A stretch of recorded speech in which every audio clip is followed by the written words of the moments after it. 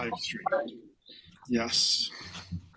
It's being sent to a third party. Okay, great. All right, welcome. Hi, I'm Paul Sugarman, and this is the Instant Shakespeare Company. We're in our 24th season of doing annual readings of all of Shakespeare's plays. And this is our penultimate reading of the season. We're going to be finishing up this Saturday with an in-person reading of Cymbeline at the Yorkville Library on East 79th Street in Manhattan. So if people are available for that, you can reach out to Ken Wayne, who's the playmaster. And my name is Paul Sugarman. I'm the founder of Instant Shakespeare Company, and today I'll be playing Cleomenes and Autolycus. And our playmaster for tonight is Virginia Hammer. So over to you, Virginia. Hello, everybody. I'm Virginia, and I'm only playing Paulina tonight. And thank you for participating.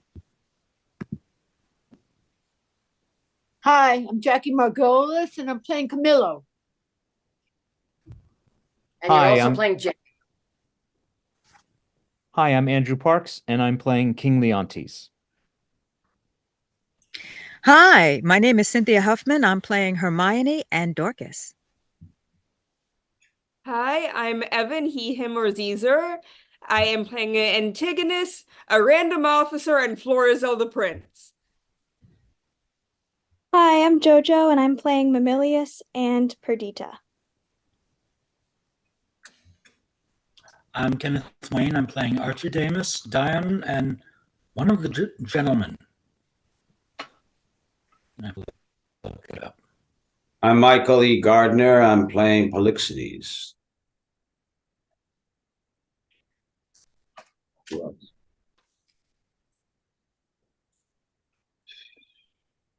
Yasha?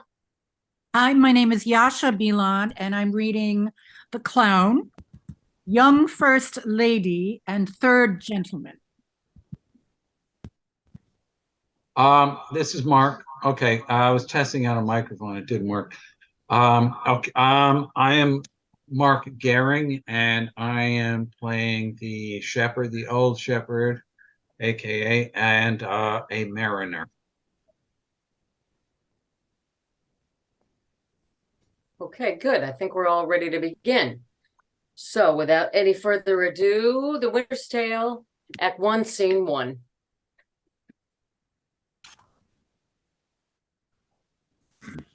If you shall chance, Camillo, to visit Bohemia on the like occasion whereon my services are now on foot, you shall see, as I have said, great difference betwixt our Bohemia and your Sicilia. I think this coming summer, the King of Sicilia means to pay Bohemia the visitation, which he justly owes him. Wherein our entertainment shall shame us. We will be justified in our loves, for indeed... Beseech you. Verily, I speak it in the freedom of my knowledge. We cannot with such magnificence, in so rare, I know not what to say. We will give you sleepy drinks, that your senses, unintelligent of our insufficience, may, though they cannot praise us, as little accuse us. You pay a great deal too dear for what's given freely. Believe me, I speak as my understanding instructs me, and as mine honesty puts it to utterance. Sicilia cannot show himself overkind to Bohemia. They were trained together in their childhood, and they're rooted between them such an affection which cannot cause but branch now, since their more mature dignities and raw necessities make separation of their society. Their encounters, though not personal, has been royally attorneyed with interchange of gifts, letters, loving embassies, that they have seemed to be together, though absent, shook hands as over a visit, embraced as if they were from the ends of opposed winds. The heavens contain their love. I think there is not in the world either malice or matter to alter it. You have an unspeakable comfort of your young Prince Mamilius. It is a gentleman of the greatest promise that ever came into my note. I very well agree with you in the hopes of him. It is a gallant child, one that indeed physics the subject makes old heart fresh. They that went on crutches ere he was born desire yet their life to see him a man. Would they else be content to die? Yes, if there were no other excuse why they should desire to live. If the king had no son, they would desire to live on crutches till he had one. 9 changes of the watery star has been the shepherd's note since we have left our throne without a burden. Time as long again would be filled up, my brother, with our thanks. And yet we should for perpetuity go hence in debt, and therefore like a cipher, yet standing in rich place, I multiply with one we thank you, many thousands more that go before it. Stay your thanks a while, and pay them when you part. Sir, that's tomorrow. I am questioned by my fears of what may chance or breed upon our absence, that may blow no sleeping winds at home to make us say this is put forth too truly. Besides, I have stayed to tire your royalty. Ha! We are tougher, brother, than you can put us to it. No longer stay. One se'nnight longer. Very sooth, tomorrow. We'll part the time between us then, and in that I'll no gainsaying. Press me not, beseech you so. There is no tongue that moves, none in the world so soon as yours could win me. So it should now, were there necessity in your request. Although 'twere needful, I denied it. My affairs do even drag me homeward, which to hinder were in your love a whip to me. My stay to you a charge, and trouble to save both. Farewell, our brother. Tongue-tied, our queen, speak you. I had thought, sir, to have held my peace until you had drawn oaths from him not to stay. You, sir, charge him too coldly. Tell him you are sure all in Bohemia is well. This satisfaction the bygone day proclaimed. Say this to him, he's beat from his best ward. Well said, Hermione. To tell he longs to see his son was strong. But let him say so then, and let him go. But let him swear so, and he shall not stay. We'll thwack him hence with distaffs.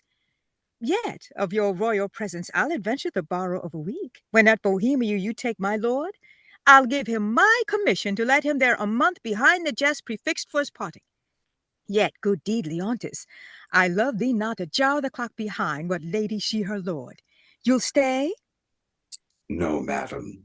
Nay, but you will. I may not, verily. Verily, you put me off with limber vows.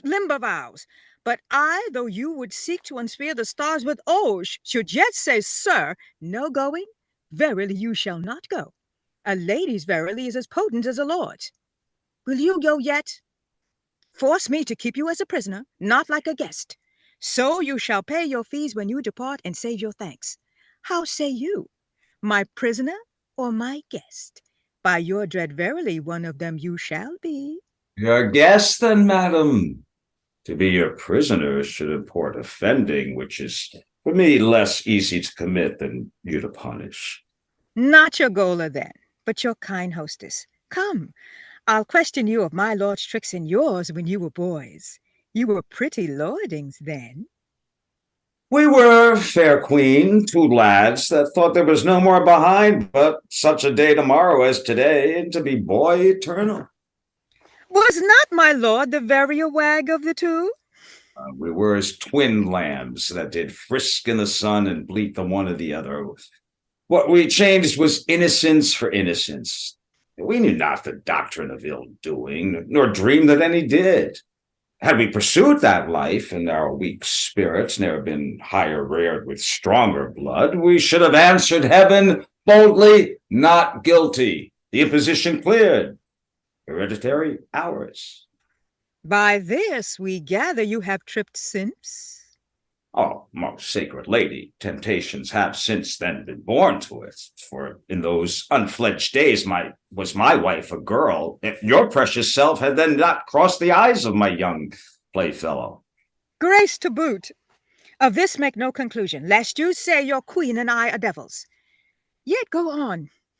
The offences we have made you do will answer. if you first sinned with us, and that with us you did continue fault, and that you slipped not with any, but with us. Is he one yet? He'll stay, my lord. At my request he would not. Hermione, my dearest, thou never spokest to better purpose. Never? Never but once. What? Have I said twice? Have I twice said well? When was it before? I prithee tell me, cram us with praise and make us fat as tame things. One good deed lying tongueless slaughters 1,000 waiting upon that. Our praises are our wages.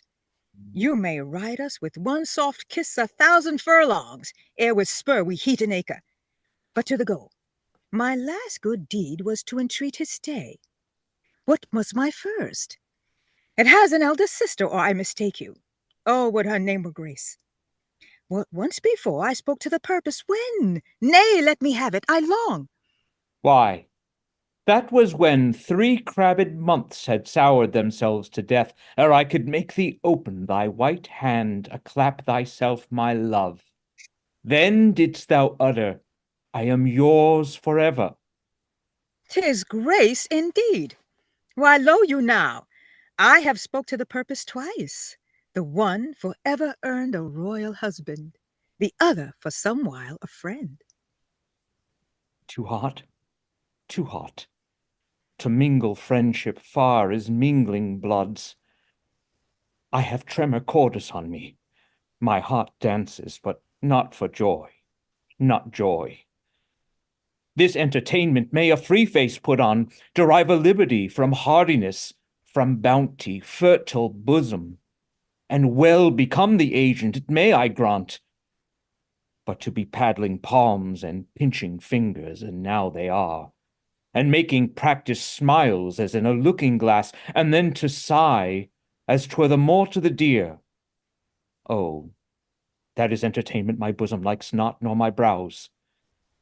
Mamilius, art thou my boy? Aye, my good lord. Infex, why that's my ballcock. What? Has smutched thy nose? They say it is a copy out of mine. Come, captain, we must be neat.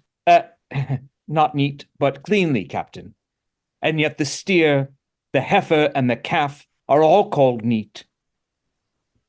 Still virginaling upon his palm. How now, you wanton calf? Art thou my calf? Yes, if you will, my lord. Thou wantest a rough pash and the shoots that I have to be full like me. Yet they say we are almost as like as eggs. Women say so that will say anything. But were they false as o'er-dyed blacks, as wind, as waters, false as dice are to be wished by one that fixes no bourne twixt his and mine, yet were it true to say this boy were like me. Come, Sir Page, look on me with your welkin eye, sweet villain, most dearest my collop. Can thy dam, may it be? Affection. Thy intention stabs the centre. Thou dost make possible things not so held, communicatest with dreams. How can this be? With what's unreal, thou coactive art, and followest nothing. Ah, then 'tis very credent thou mayest cojoin with something.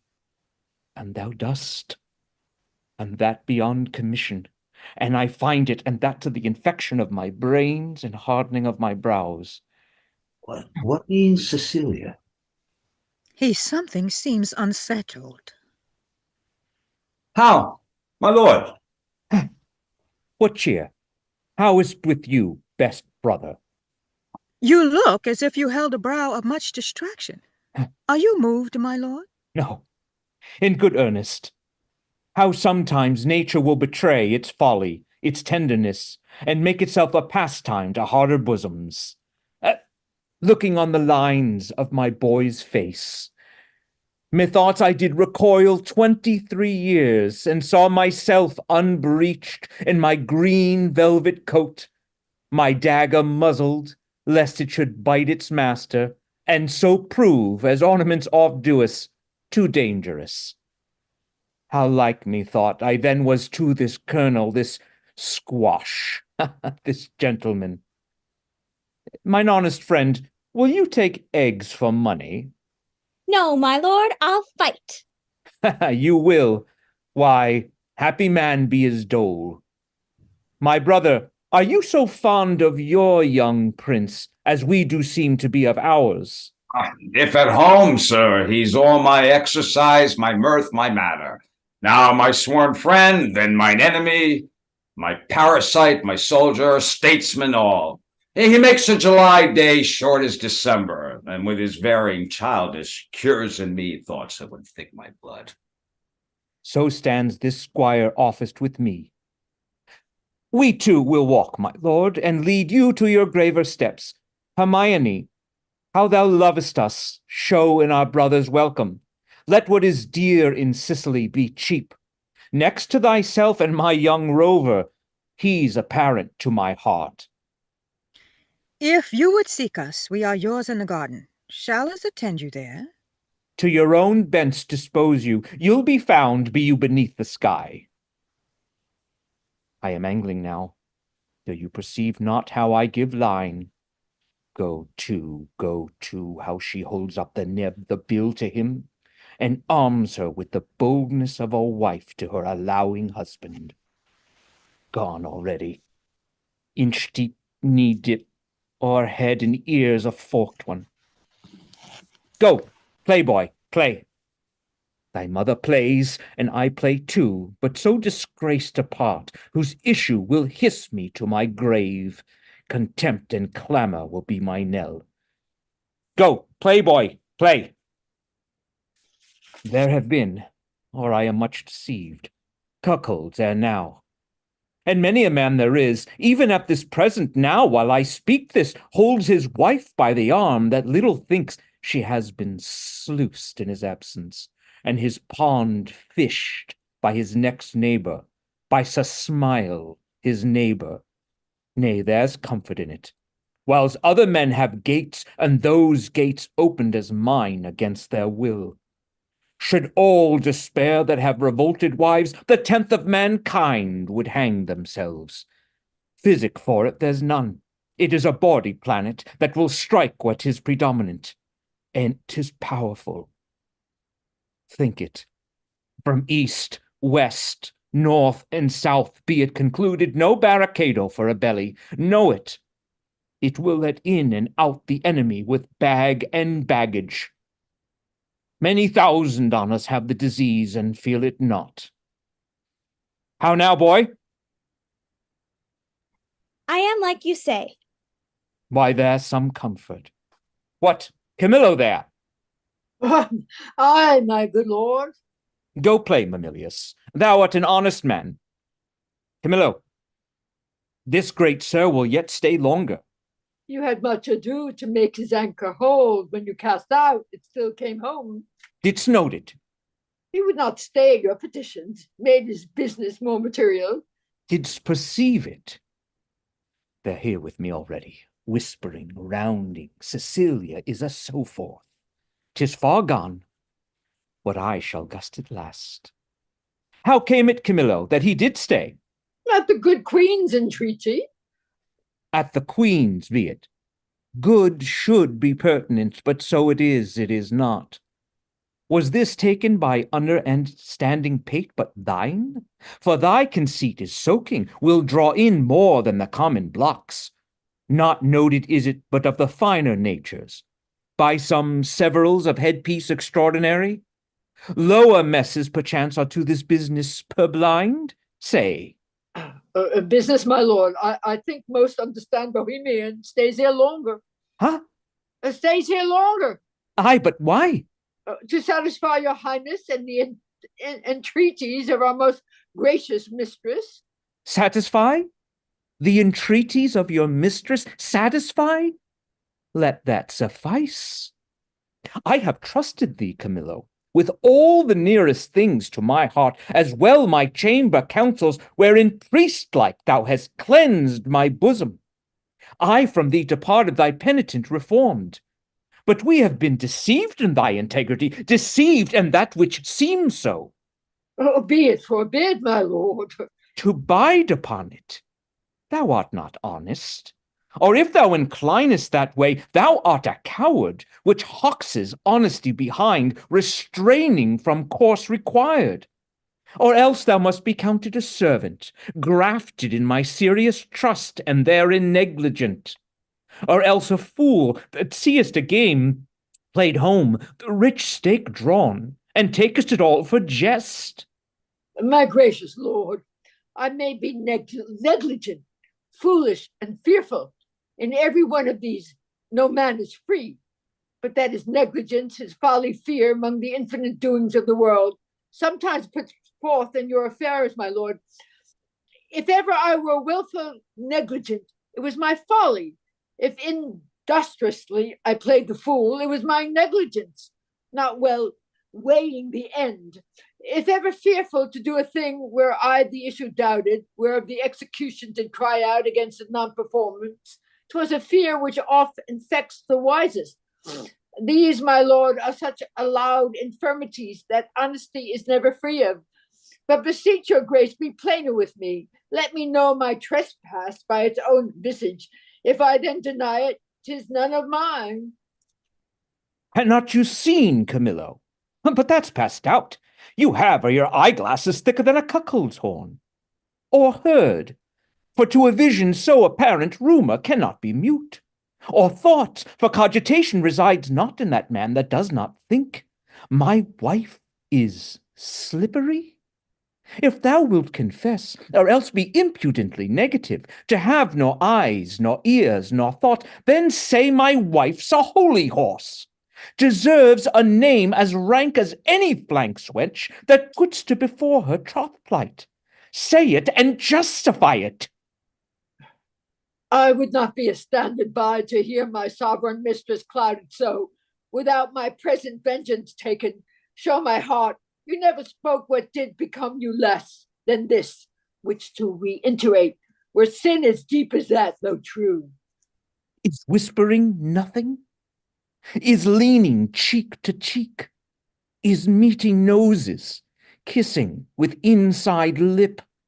Stopping the career of laughter with a sigh, a note infallible of breaking honesty. Horsing foot on foot, skulking in corners, wishing clocks more swift, hours, minutes, noon, midnight, and all eyes blind with the pin and web, but theirs only that would unseen be wicked? Is this nothing? Why, then the world and all that's in it is nothing. The covering sky is nothing. Bohemia nothing. My wife is nothing, nor nothing have these nothings if this be nothing. Good my lord, be cured of this diseased opinion, and betimes, for 'tis most dangerous. Say it be, 'tis true. No, no, my lord. It is, you lie, you lie. I say thou liest, Camillo, and I hate thee. Pronounce thee a gross lout, a mindless slave, or else a hovering temporizer, that canst with thine eyes at once see good and evil, inclining to them both. Were my wife's liver infected as her life, she should not live the running of one glass.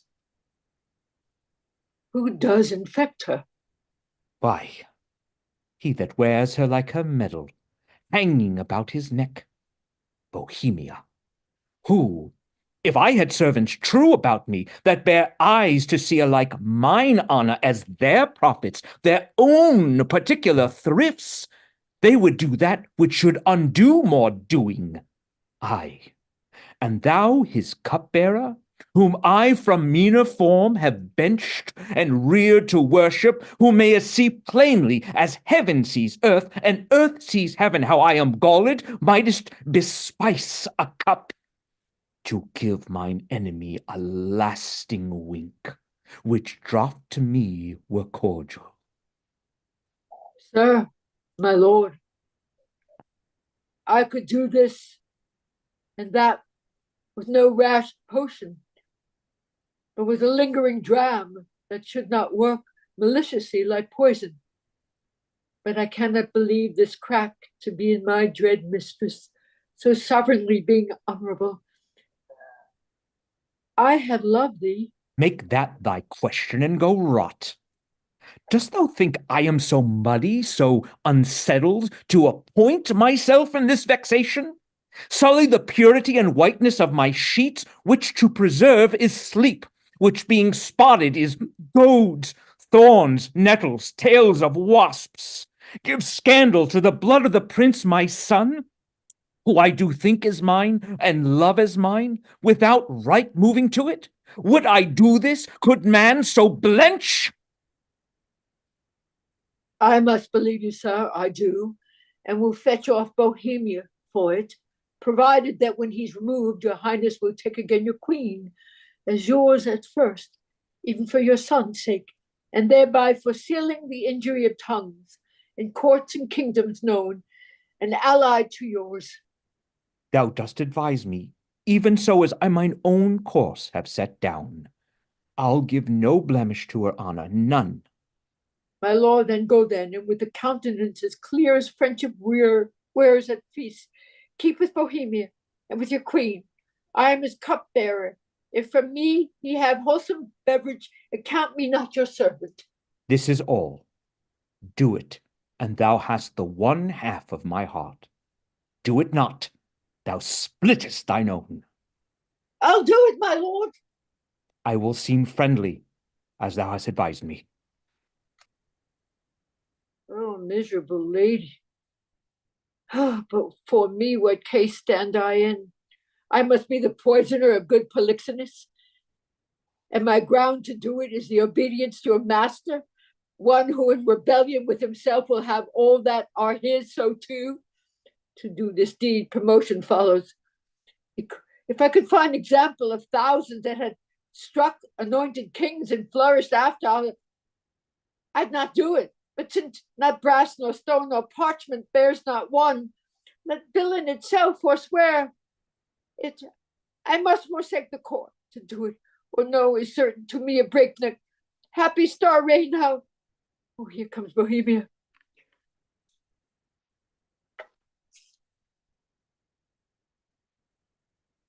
Here he comes. Polixenes. Oh, this is strange. Methinks my favor here begins to warp. Not speak? Oh, good day, Camillo.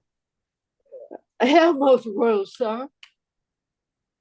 Oh, what is the news in the court? None rare, my lord. The king hath on him such a countenance as he had lost some province in a region loved as he loves himself. Even now I met him with customary compliment when he, wafting his eyes to the contrary and falling a lip of much contempt, speaks for me, and so leaves me to consider what is breeding that changes thus his manners. I dare not know, my lord. How dare not? Do not? Do you know and dare not? Be intelligent to me, just thereabouts, for to yourself what you do know you must, and cannot say, you dare not. Good Camillo, you change complexions into me a mirror, which shows me mine change too, for I must be a party in this alteration, finding myself thus altered with it. There is a sickness which puts some of us in distemper, but I cannot name the disease, and it is caught of you that yet are well. How caught of me? Make me not sighted like the ballast. I have looked on thousands who have sped the better by my regard, but killed none so. Camillo, as you are certainly a gentleman, thereto clerk-like experience, which no less adorns our gentry than our parents' noble names, in whose success we are gentle. I beseech you, if you know aught which does behove my knowledge thereof, to be informed, imprisoned not in ignorant concealment. I may not answer. A sickness caught of me, and yet I well? I must be answered. Dost thou hear me, Camillo? I conjure thee by all parts of man, which honors does acknowledge, whereof the least is not the suit of mine, that thou declare what incidency thou does guess of harm is creeping towards me. How far off? How near? Which way to be prevented, if it be? If not, how best to bear it? Sir, I will tell you, since I am charged in honor, and by him that I think honorable, therefore mark my counsel, which must be even as swiftly followed as I mean to utter it. For both yourself and me cry lost, and so good night. On, good Camillo. I am appointed him to murder you. By whom, Camillo? By the king. For what? He thinks, nay, with all confidence he swears, as he had seen it or been an instrument to vice you to it, that you have touched his queen forbiddenly. Then my best blood turn to an infected jelly, and my name be yoked with his that did betray the best. Turn then my freshest reputation to a sever, that may strike the dullest nostril when I arrive, and my approach be shunned, nay, hated, too worse than the greatest infection there e'er was heard or read. Swear his thought over by each particular star in heaven, and by all their influences. You may as well forbid the sea for to obey the moon, as or by oath remove or counsel shake the fabric of his folly, whose foundation is piled upon his faith and will continue the standing of his body. How should this grow? I know not, but I am sure 'tis safer to avoid what's growing than question how 'tis born. If therefore you dare trust my honesty, that lies enclosed in this trunk, which you shall bear along, import away tonight, your follows I will whisper to the business, and will by twos and threes at several posterns clear them of the city. For myself, I'll put my fortunes to your service, which are here by this discovery lost. Oh, be not uncertain, for by the honor of my parents I have uttered truth, which if you seek to prove I dare not stand by, nor shall you be safer than one condemned by the king's own mouth, therefore his execution sworn. I do believe thee. I saw his heart in his face. Give me thy hand, be pilot to me, and thy places shall still neighbor mine. My ships are ready, and my people did expect my head's departure 2 days ago. This jealousy is for a precious creature. As she's rare, must it be great. And as his person's mighty, must it be violent. And as he does conceive he is dishonored by a man, which ever professed to him, why his revenges must in that be made bitter. Fear overshades me. Good expedition, be my friend, and comfort the gracious queen. Part of his theme, but nothing of his ill-taken suspicion. Come, Camillo, I will respect thee as a father if thou bearest my life off hence. Let us avoid. It is mine authority to command the keys of all the posterns. Please your highness to take the urgent hour. Come, sir, away. Act 2, Scene 1. Take the boy to you. He so troubles me, 'tis past enduring.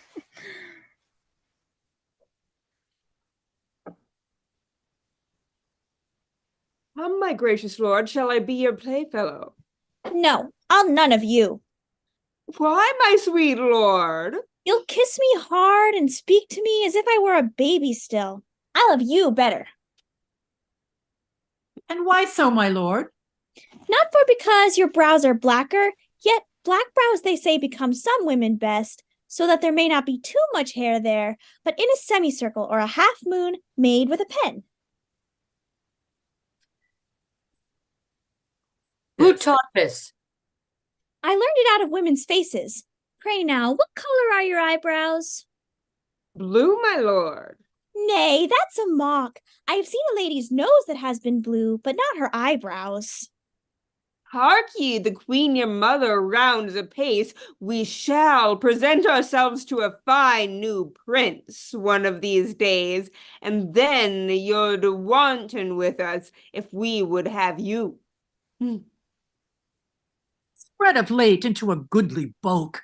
Good time encounter her. What wisdom stirs amongst you? Come, sir, now I am for you again. Pray you sit by us and tell us a tale. Merry or sad shall it be? As merry as you will. A sad tale's best for winter. I have one of sprites and goblins. Let's have that, good sir. Come on, sit down. Come on and do your best to fright me with your sprites. You're powerful at it. There was a man.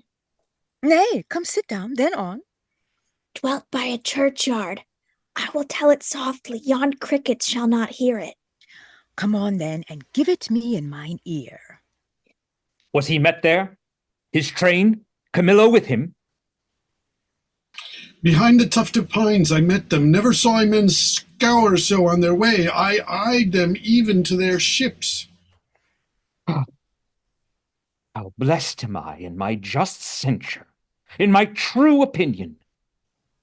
Alack, for lesser knowledge, how accursed in being so blessed. There may be in the cup a spider steeped, and one may drink, depart, and yet partake no venom, for his knowledge is not infected. But if one present the abhorred ingredient to his eye, make known how he hath drunk, he cracks his gorge, his sides with violent hefts. I have drunk, and seen the spider. Camillo was his help in this, his pander. There is a plot against my life. My crown. All's true that is mistrusted. That false villain whom I employed was pre-employed by him. He has discovered my design, and I remain a pinched thing, yea, a very trick for them to play at will. How came the postern so easily open? By his great authority, which often hath no less prevailed than so on your command. I know it too well. Give me the boy. I am glad you did not nurse him. Though he do bear some signs of me, yet you have too much blood in him. What is this? Sport? Bear the boy hence. He shall not come about her. Away with him, and let her sport herself with that she's big with. For 'tis Polixenes has made thee swell thus. But I'll say he had not, and I'll be sworn you would believe my saying, howe'er you lean to the nayward. You, my lords, look on her, mark her well. Be but about to say she is a goodly lady, and the justice of your hearts will thereto add, 'tis pity she's not honest, honorable. Praise her, but for this her without door form, which on my faith deserves high speech, and straight the shrug, the hum, or ha, these pitty brands that calumny doth use. Oh, I am out. That mercy does, for calumny will sear virtue itself, these shrugs, these hums and ha's. When you have said she's goodly, come between, you can say she's honest, but be it known, from him that has most cause to grieve it should be, she's an adulteress. Should a villain say so, the most replenished villain in the world, he were as much more villain. You, my lord, do but mistake. You have mistook, my lady, Polixenes for Leontes. O thou thing, which I'll not call a creature of thy place, lest barbarism, making me the precedent, should a like language use to all degrees, and mannerly distinguishment leave out betwixt the prince and beggar. I have said she's an adulteress. I have said with whom, more, she's a traitor, and Camillo is a federary with her, and one that knows what she should shame to know herself, but with her most vile principle, that she's a bed swerver, even as bad as those that vulgars give boldest titles, aye, and privy to this their late escape. No, by my life privy to none of this.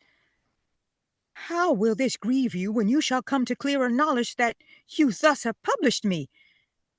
Gentle, my lord, you scarce not can write me throughly than to say you did mistake. No. If I mistake in those foundations which I build upon, the center is not big enough to bear a schoolboy's top. Away with her to prison. He who shall speak for her is a far-off guilty, but that he speaks. There's some ill planet reigns. I must be patient. To the heavens look with an aspect more favorable. Good my lords, I am not prone to weeping as our sex commonly are, the want of which vain dew perchance shall dry your pities. But I have that honorable grief lodged here, which burns worse than tears drown. Beseech you all, my lords, with thoughts so qualified as your charities shall best instruct you, measure me. And so the king's will be performed. Shall I be heard? Who is it that goes with me? Beseech your highness, my women may come with me, for you see my plight requires it. Do not weep, good fools, there is no cause. When you shall know your mistress has deserved prison, then abound in tears as I come out. This action I now go on is for my better grace. Adieu, my lord. I never wished to see you so sorry. Now I trust I shall. My women, come, you have leave. Go, do our bidding. Hence! Beseech your highness, call the queen again. Be certain what you do, sir, lest your justice prove violence in which 3 great ones suffer, yourself, your queen, and your son. For her, my lord, I dare my life lay down, and will do it, sir. Please you to accept it. The queen is spotless in the eyes of heaven, and to you, I mean in this which you accuse her. If it prove she's otherwise, I'll keep my stables where I lodge my wife. I'll go in couples with her, then when I feel and I see her no farther, trust her. For every inch of woman in the world, every dram of woman's flesh is false if she be. Hold your pieces. Good my lord. It is for you we speak, not for ourselves. You are abused, and by some putter on that will be damned for it. Would I knew the villain, I would at land damn him. Be she honor flawed, I have 3 daughters. The eldest is 11, the second and the third 9, and some 5. If this prove true, they'll pay for it. By mine honor, I'll geld them all. 14 they shall not see to bring false generations. They are co-heirs, and I had rather glib myself than they should not produce fair issue. Cease no more. You smell this business with a sense as cold as is a dead man's nose, but I do see it and feel it as you feel, doing thus, and see with all the instruments that feel. If it be so, we need no grave to bury honesty. There is not a grain of it, the face to sweeten of the whole dungy earth. What, lack I credit? I had rather you did lack than I, my lord. Upon this ground, and more it would content me to have her honor true, and your suspicion be blamed for how you might. Why, what need we commune with you of this, but rather follow our forceful instigation? Our prerogative calls not your counsels, but our natural goodness imparts this, which, if you, or stupefied, or seeming so in skill, cannot or will not relish a truth like us, inform yourselves. We need no more of your advice. The matter, the loss, the gain, the ordering on it is all properly ours. And I wish, my liege, you had only in your silent judgment tried it without more overture. How could that be? Either thou art most ignorant by age, or thou art born a fool. Camillo's flight added to their familiarity, which was as gross as ever touched conjecture, that lacked sight only, not for approbation, but only seeing. All other circumstances made up to the deed, doth push on this proceeding. Yet, for a greater confirmation, for in an act of this importance 'twere most piteous to be wild, I have dispatched in post to sacred Delphos, to Apollo's temple, Cleomenes and Dion, whom you know of stuffed sufficiency. Now, from the oracle they will bring all whose spiritual counsel had, shall stop or spur me. Have I done well? Well done, my lord. Though I am satisfied and need no more than what I know, yet shall the oracle give rest to the minds of others, such as he, whose ignorant credulity will not come up to the truth. So have we thought it good from our free person, she should be confined, lest that the treachery of the two fled hence be left her to perform. Come, follow us.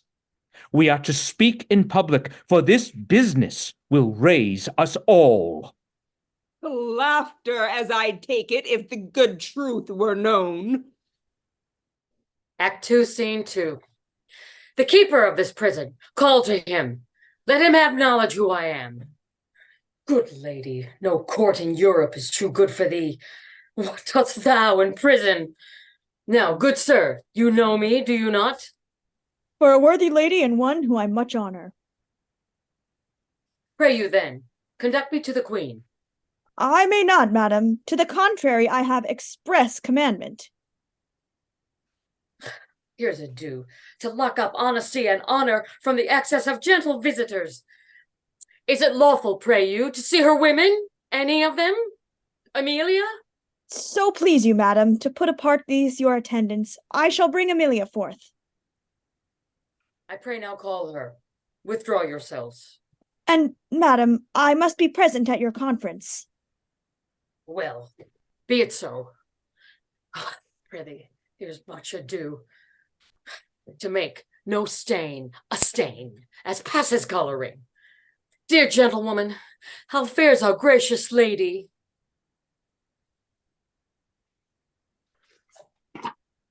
This is Yasha, I think. Oh, it's not me. Okay.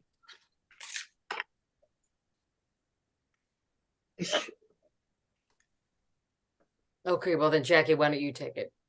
I could Okay. take What? Oh, okay. Amelia? I don't recall. Okay. As well as one so great and so forlorn may hold together, on her frights and griefs, which never tender lady hath borne greater, she is something before her time delivered. A boy? A daughter, and a goodly babe, lusty and like to live.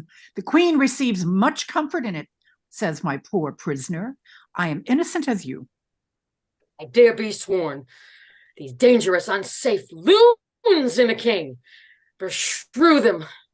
He must be told on it, and he shall. The office becomes a woman best. I'll take it upon me. If I prove honey mouth, let my tongue blister. And never to my red-looked anger be the trumpet any more. Pray you, Amelia, commend my best obedience to the queen. If she dares trust me with her little babe, I'll show the king, and undertake to be her advocate to the loudest. We do not know how he may soften at the sight of the child. The silence often of pure innocence persuades when speaking fails. Most worthy madam, your honor and your goodness is so evident that your free undertaking cannot miss a thriving issue. There is no lady living so meet for this great errand. Please, your ladyship, to visit the next room. I'll presently acquaint the queen of your most noble offer, who but today hammered of this design, but durst not tempt a minister of honor, lest she should be denied. Tell her, Amelia, I'll use that tongue I have. If wit flow from it as bold as from my bosom, let not be doubted I shall do good. Now be you blessed for it. I'll to the queen. Please you come something nearer. Madam, if it please the queen to send the babe, I know not what I shall incur, to pass it having no warrant. You need not fear it, sir. This child was prisoner to the womb, and is by law and process of great nature thence freed and enfranchised, not a party to the anger of the king, nor guilty of, if any be, the trespass of the queen. I do believe it. Do not you fear. Upon mine honor, I will stand betwixt you and danger. By the way, Yasha, I'm sorry. When I said first lady, I meant like the first I leading figured it. woman too. Sorry. I got it. It's okay. Thank you. Act 2, Scene 3. Nor night, nor day, no rest. It is but weakness to bear the matter thus, mere weakness. If the cause were not in being, heart of the cause, she the adulteress, for the harlot king is quite beyond mine arm, out of the blank and level of my brain, plot proof, but she I can hook to me. Say that she were gone, given to the fire, a moiety of my rest might come to me again. Who's there? My lord, How does the boy? he took good rest tonight. 'Tis hoped his sickness is discharged. To see his nobleness, conceiving the dishonor of his mother, he straight declined, drooped, took it deeply, fastened and fixed the shame on it in himself, threw off his spirit, his appetite, his sleep, and downright languished. Leave me solely, go. See how he fares.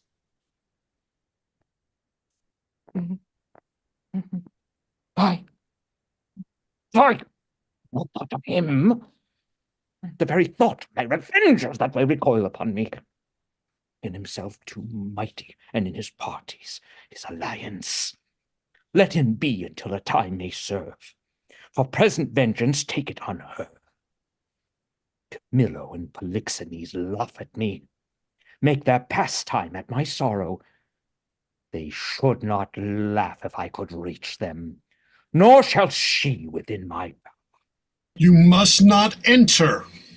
Nay, rather, good my lords, be second to me. Fear you his tyrannous passion more, alas, than the queen's life?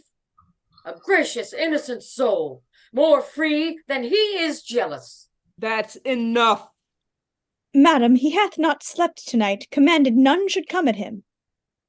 Not so hot, good sir. I come to bring him sleep. 'Tis such as you that creep like shadows by him, and do sigh at each his needless heavings, such as you nourish the cause of his awaking. I do come with words as medicinal, as true, honest as either, to purge him of that humor that presses him from sleep. What noise there, ho? No noise, my lord, but needful conference about some gossips for your highness. Ho? Away with that audacious lady. Antigonus, I charge thee that she should not come about me. I knew she would. I told her so, my lord, on your displeasure's peril, and on mine, she should not visit you. What, canst not rule her? From all dishonesty he can. In this, unless he take the course that you have done, commit me for committing honor, I trust it. He shall not rule me. Lay you now, you here, when she will take the rein, I let her run, but she'll not stumble. Good my liege, I come, and I beseech you hear me, who professes myself your loyal servant, your physician, your most obedient counselor, yet that dares less appear so in comforting your evils than such as most seem yours. I say, I come from your good queen. Good queen? Good queen, my lord, good queen. I say, good queen. And would by combat make her so. Make her good so. Were I a man, the worst about you. Force her hence. Let him that makes but trifles of his eyes first hand me. On mine own accord I'll off. But first I'll do my errand. The good queen, for she is good, hath brought you forth a daughter. Here 'tis. Commends it to your blessing. Out! A mankind witch? Hence with her, out a door, a most intelligencing bawd. Not so. I am as ignorant in that as you, in so entitling me. and no less honest than you are mad, which is enough, I'll warrant, as this world goes, to pass for honest. Traitors, will you not push her out? Give her the bastard, thou dotard, thou art woman-tired, unroosted by thy dame Partletier. Take up the bastard, take it up, I say, give it to thy crone. Forever unvenerable be thy hands, if thou takest up the princess, by that forced baseness which he has put upon it. He dreads his wife. So I would you did. Then 'twere past all doubt you'd call your children yours. Nest of traitors. I am none by this good light. Nor I, nor any, but one that's here, and that's himself. For he, the sacred honor of himself, his queens, his hopeful sons, his babes, betrays to slander, whose sting is sharper than the swords, and will not, for as the case now stands, it is a curse. He cannot be compelled to it. Once remove the root of his opinion, which is rotten, as ever oak or stone was sound. Pellet of boundless tongue, who hath beat a husband and now baits me. This brat is none of mine. It is the issue of Polixenes. Hence with it, and together with the dam, commit them to the fire. It is yours. I might relay the old proverb to your charge, so like you, 'tis the worse.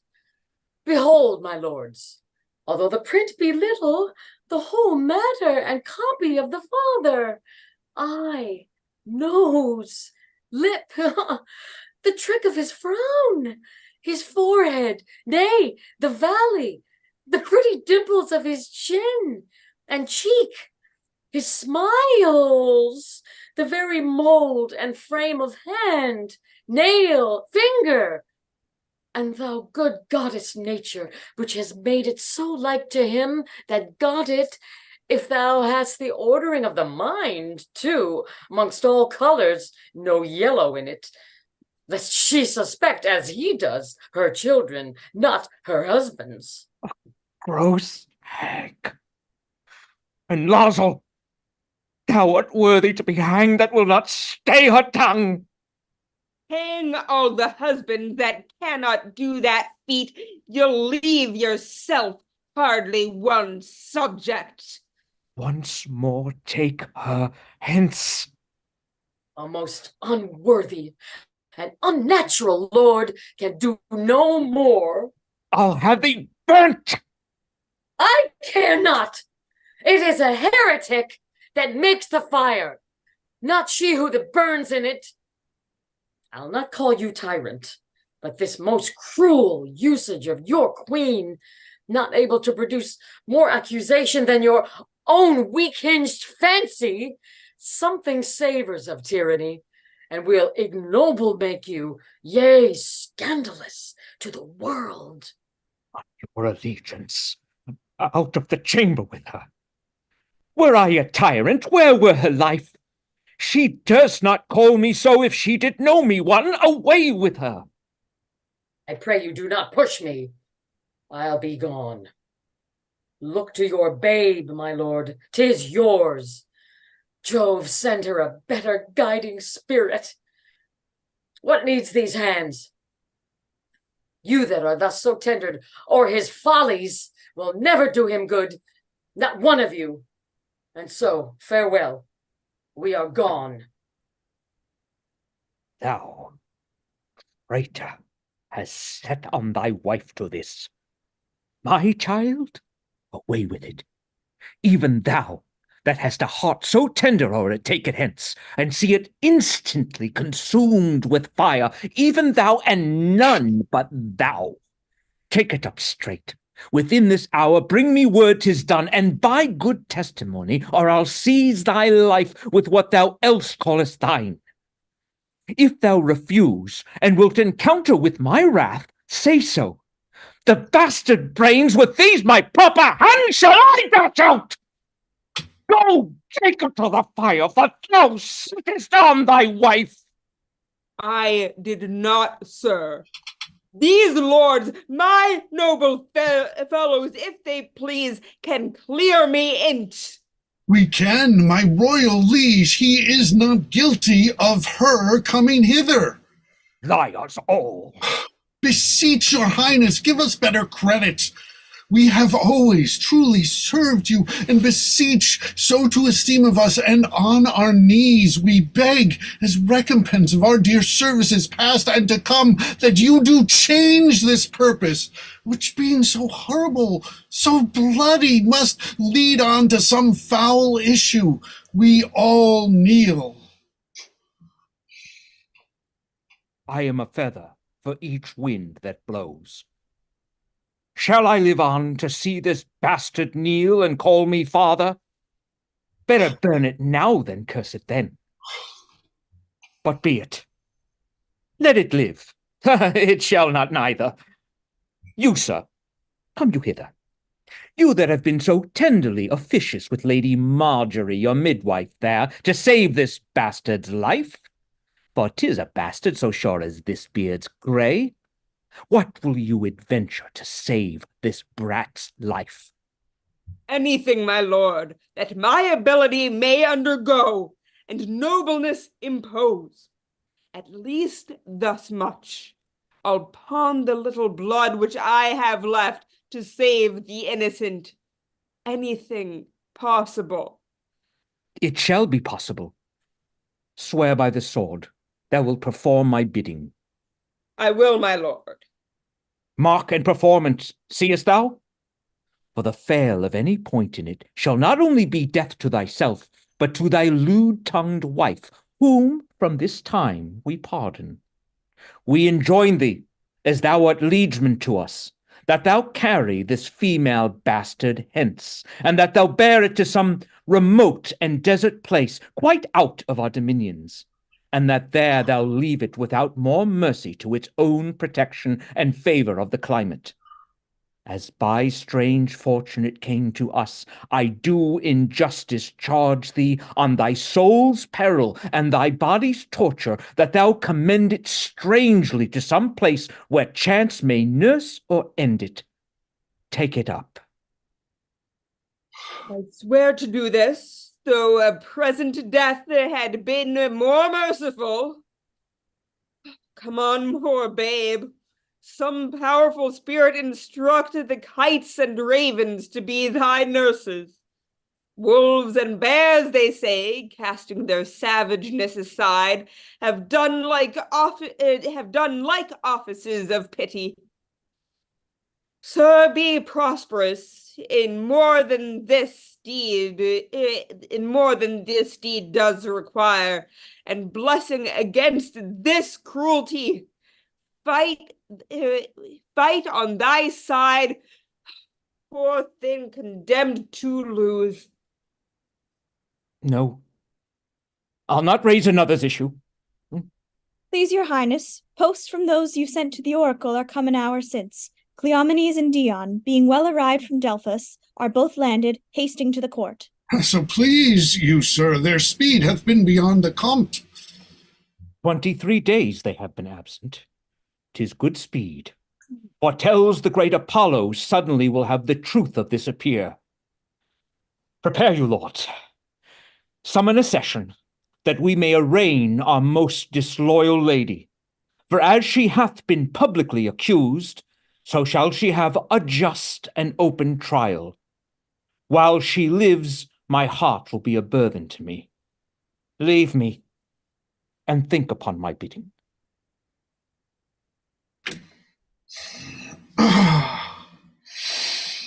The climate delicate, the air most sweet, fertile the isle, the temple much surpassing the common praise it bears.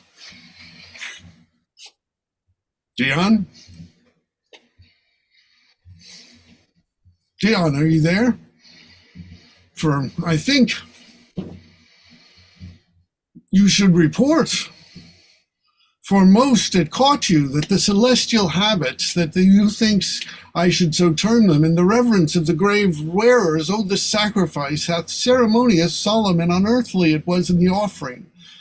But of all the burst and the ear-deafening voice of the oracle, kin to Jove's thunder, so surprised my sense that I was nothing.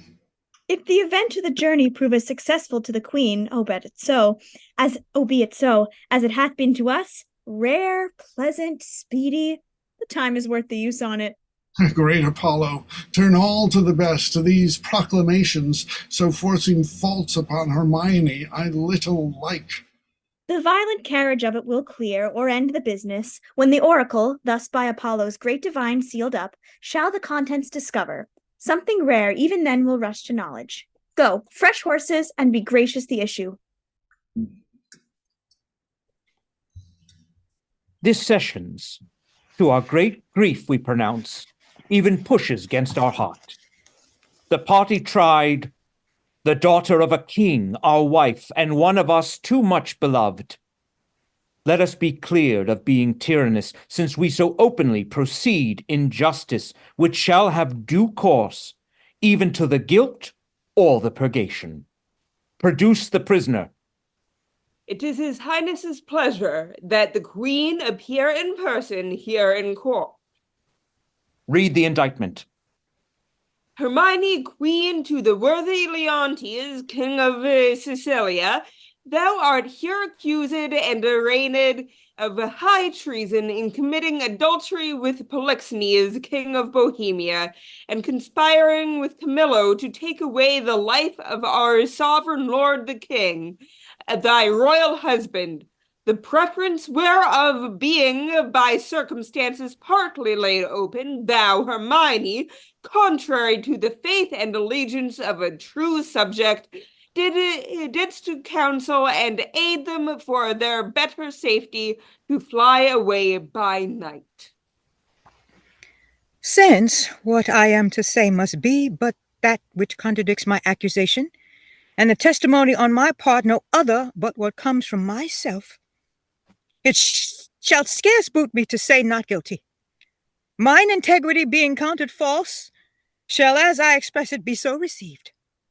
But thus, if powers divine behold our human actions as they do, I doubt not then but innocence shall make false accusation blush, and tyranny tremble at patience. You, my lord, best know, whom least will seem to do so, my past life hath been as continent, as chaste, as true as I am now unhappy, which is more than history can pattern, though devised and played to take spectators. For behold me, a fellow of the royal bed, which owe a moiety of the throne, a great king's daughter, the mother to a hopeful prince, here standing to prate and talk for life and honor for who please to come and hear.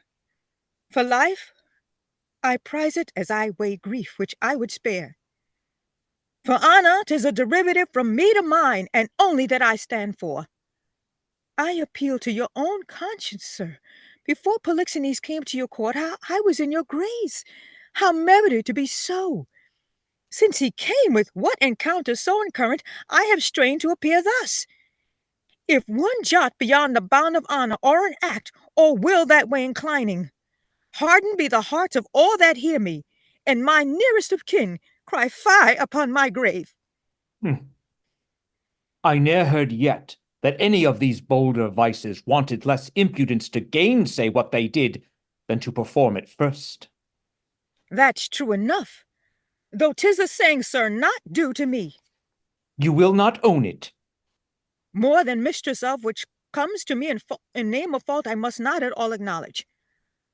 For Polixenes, with whom I am accused, I do confess I loved him, as in honor he required, with such a kind of love as might become a lady like me, with a love even such, so, and no other as yourself commanded, which not to have done, I think had been in me both disobedience and ingratitude, to you and toward your friend, whose love had spoke even since it could speak from an infant freely that it was yours. Now for conspiracy I know not how it tastes, though it be dished for me to try how. All I know of it is that Camillo was an honest man, and why he left your court the gods themselves, wanting no more than I, are ignorant. You knew of his departure, as you know what you have unattained to do in his absence. Sir, you speak a language that I understand not. My life stands in the level of your dreams, which I'll lay down. Your actions are my dreams. You had a bastard by Polixenes, and I but dreamed it. As you are past all shame, those of your fact are so past all truth, which to deny concerns more than avails.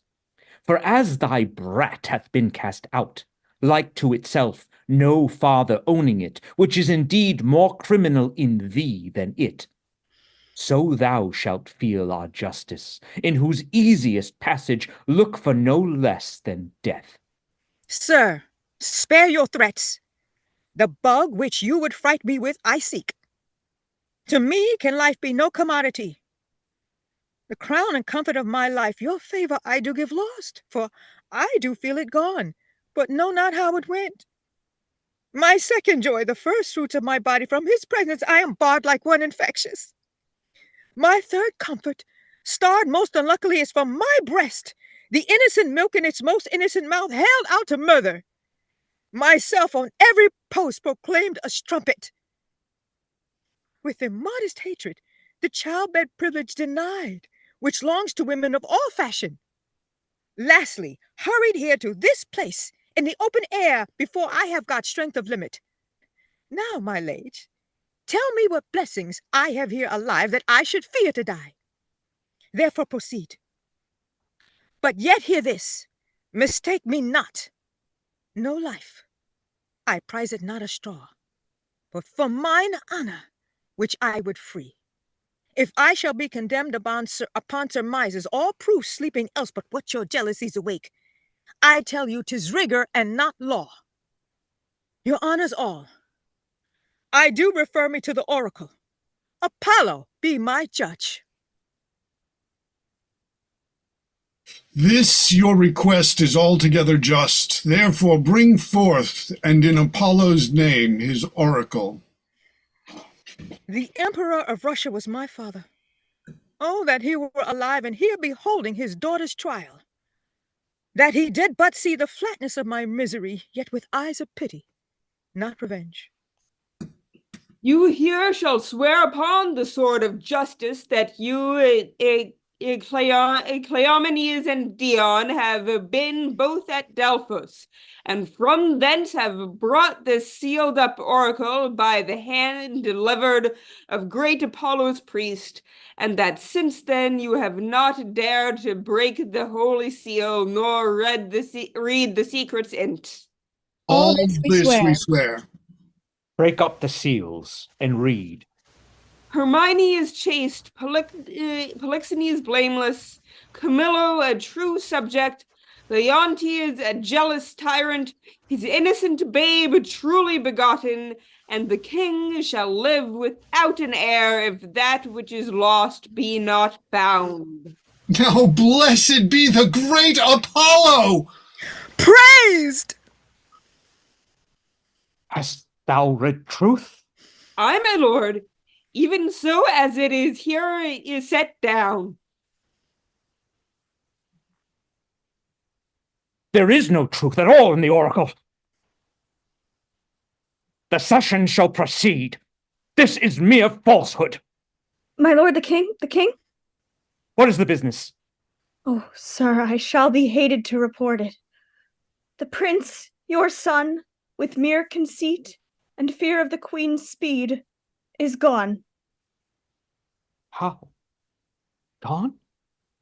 Is dead.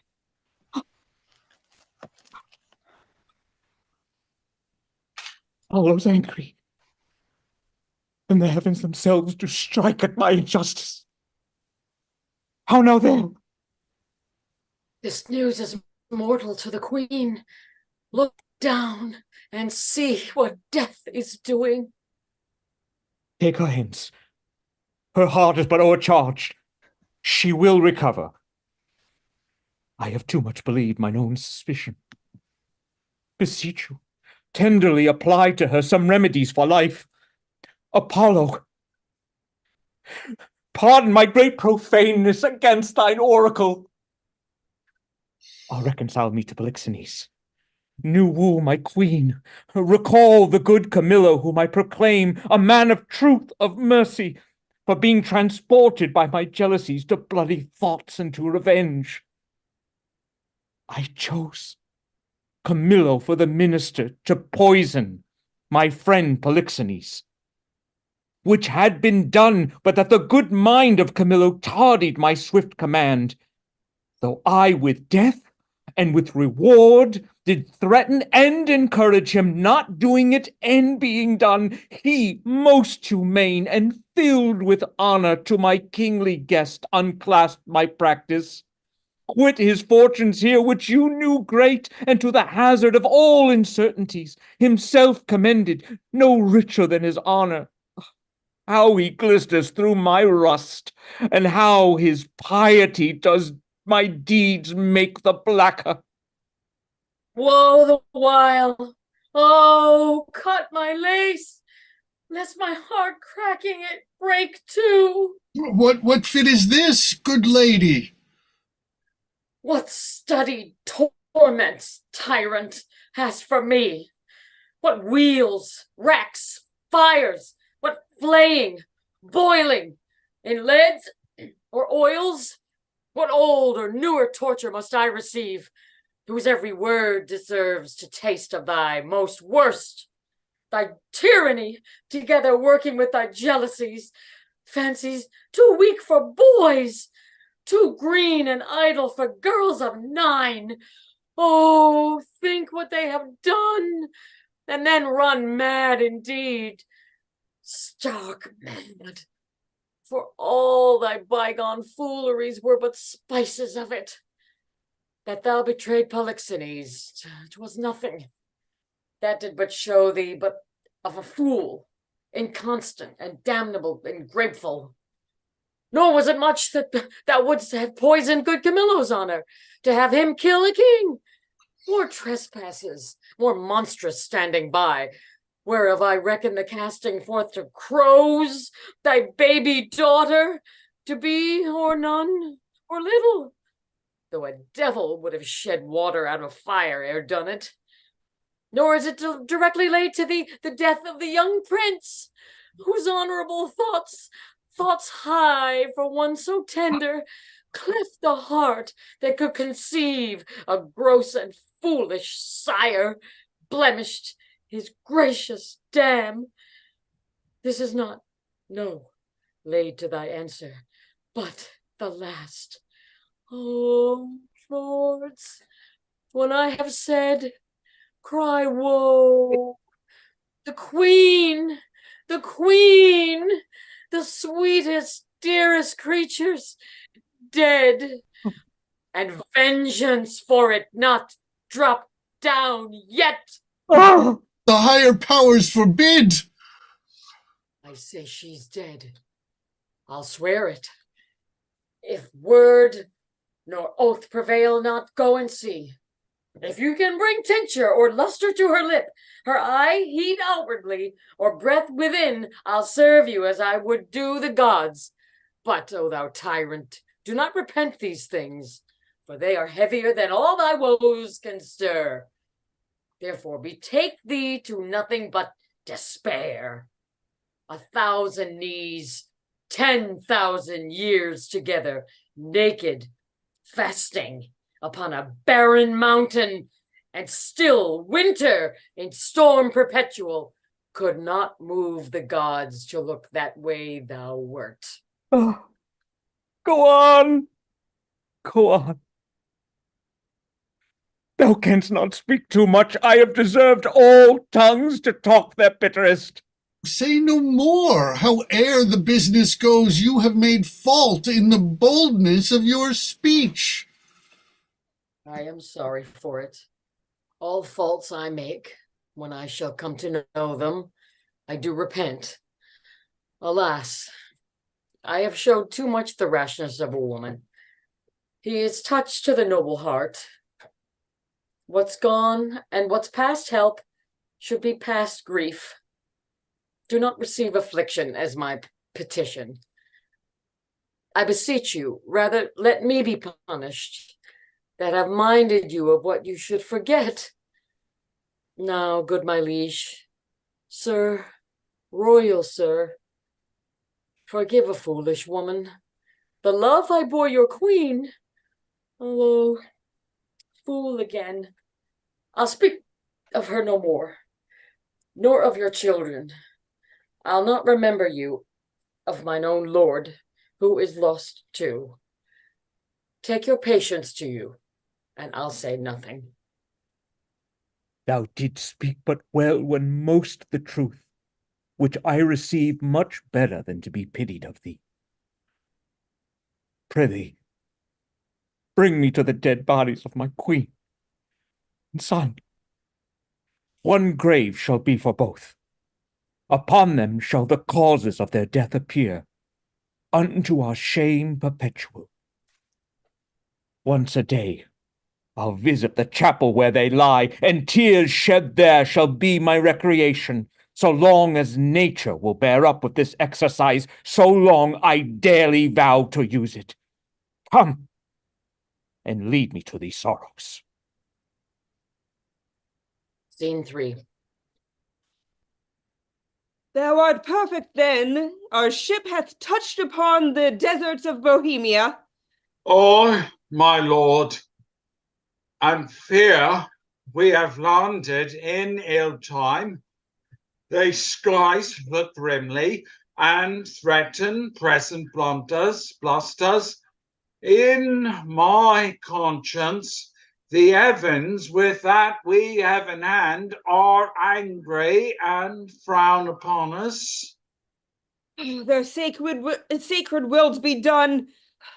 Go get aboard. Look to thy bark. I'll not be long before I call upon thee. Make your best haste, and go not too far inland. 'Tis like to be loud weather. Besides, this place is famous for the creatures of prey that keep upon it. Go thou away. I'll follow instantly. I am glad at heart to be so rid of the business. Come, poor babe. I have heard but not believed the spirits of the dead may walk again. If such thing be, thy mother appeared to me last night, for ne'er was dream so like a waking. To me comes a creature, sometimes her head on one side, some another. I never saw a vessel of like sorrow so filled and so becoming in pure white robes, like very sanctity. She did approach my cabin where I lay, thrice bowed before me, and gasping to begin some speech, her eyes became two spouts. The fury spent anon did this break from her. O good Antigonus, since fate against thy better disposition hath made thy person for the thrower out of my poor babe, according to thine oath, places remote enough are in Bohemia. There weep and leave it crying, and for the babe is counted lost forever.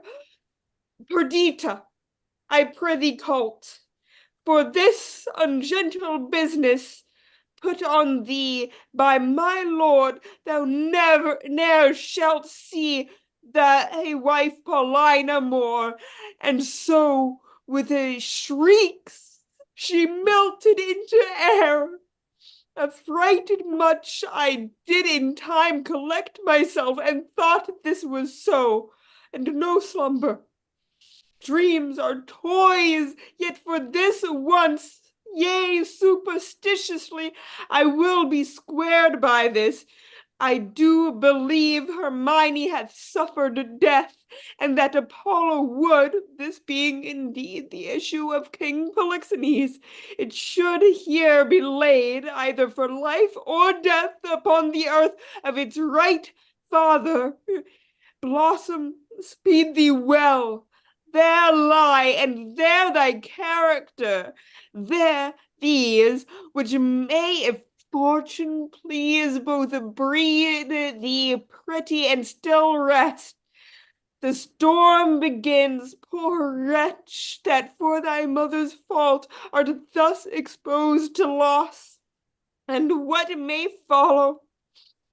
Weep I cannot, but my heart bleeds, and most accursed am I to be by oath enjoined to this. Farewell the day. Farewell, the day frowns more and more. Thou'rt like to have a lullaby too rough. I never saw the heavens so dim by day. Oh, a savage clamor. Well, may I get aboard? This is the chase. I am gone forever. Exit. Pursued.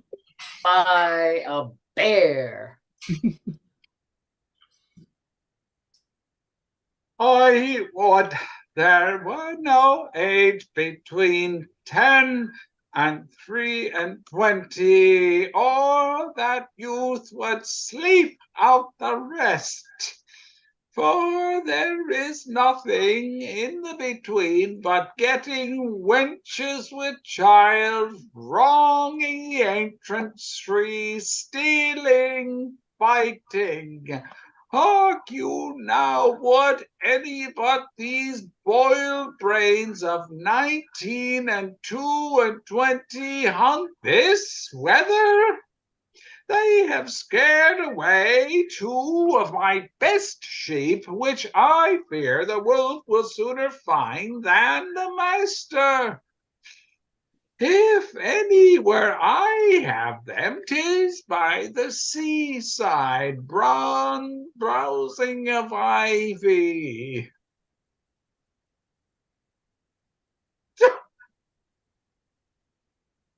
Good luck. Let it be thy will. What have we here? Mercy on it, a barn? A very pretty barn. A boy or a child, I wonder? A pretty one. A very pretty one.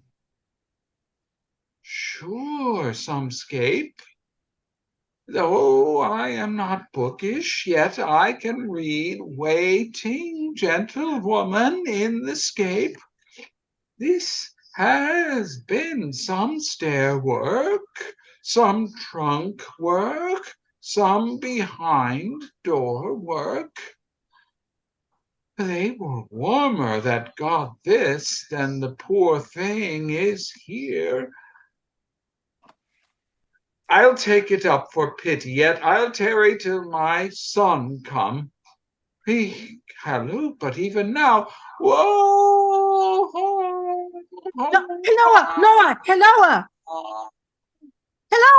Loa!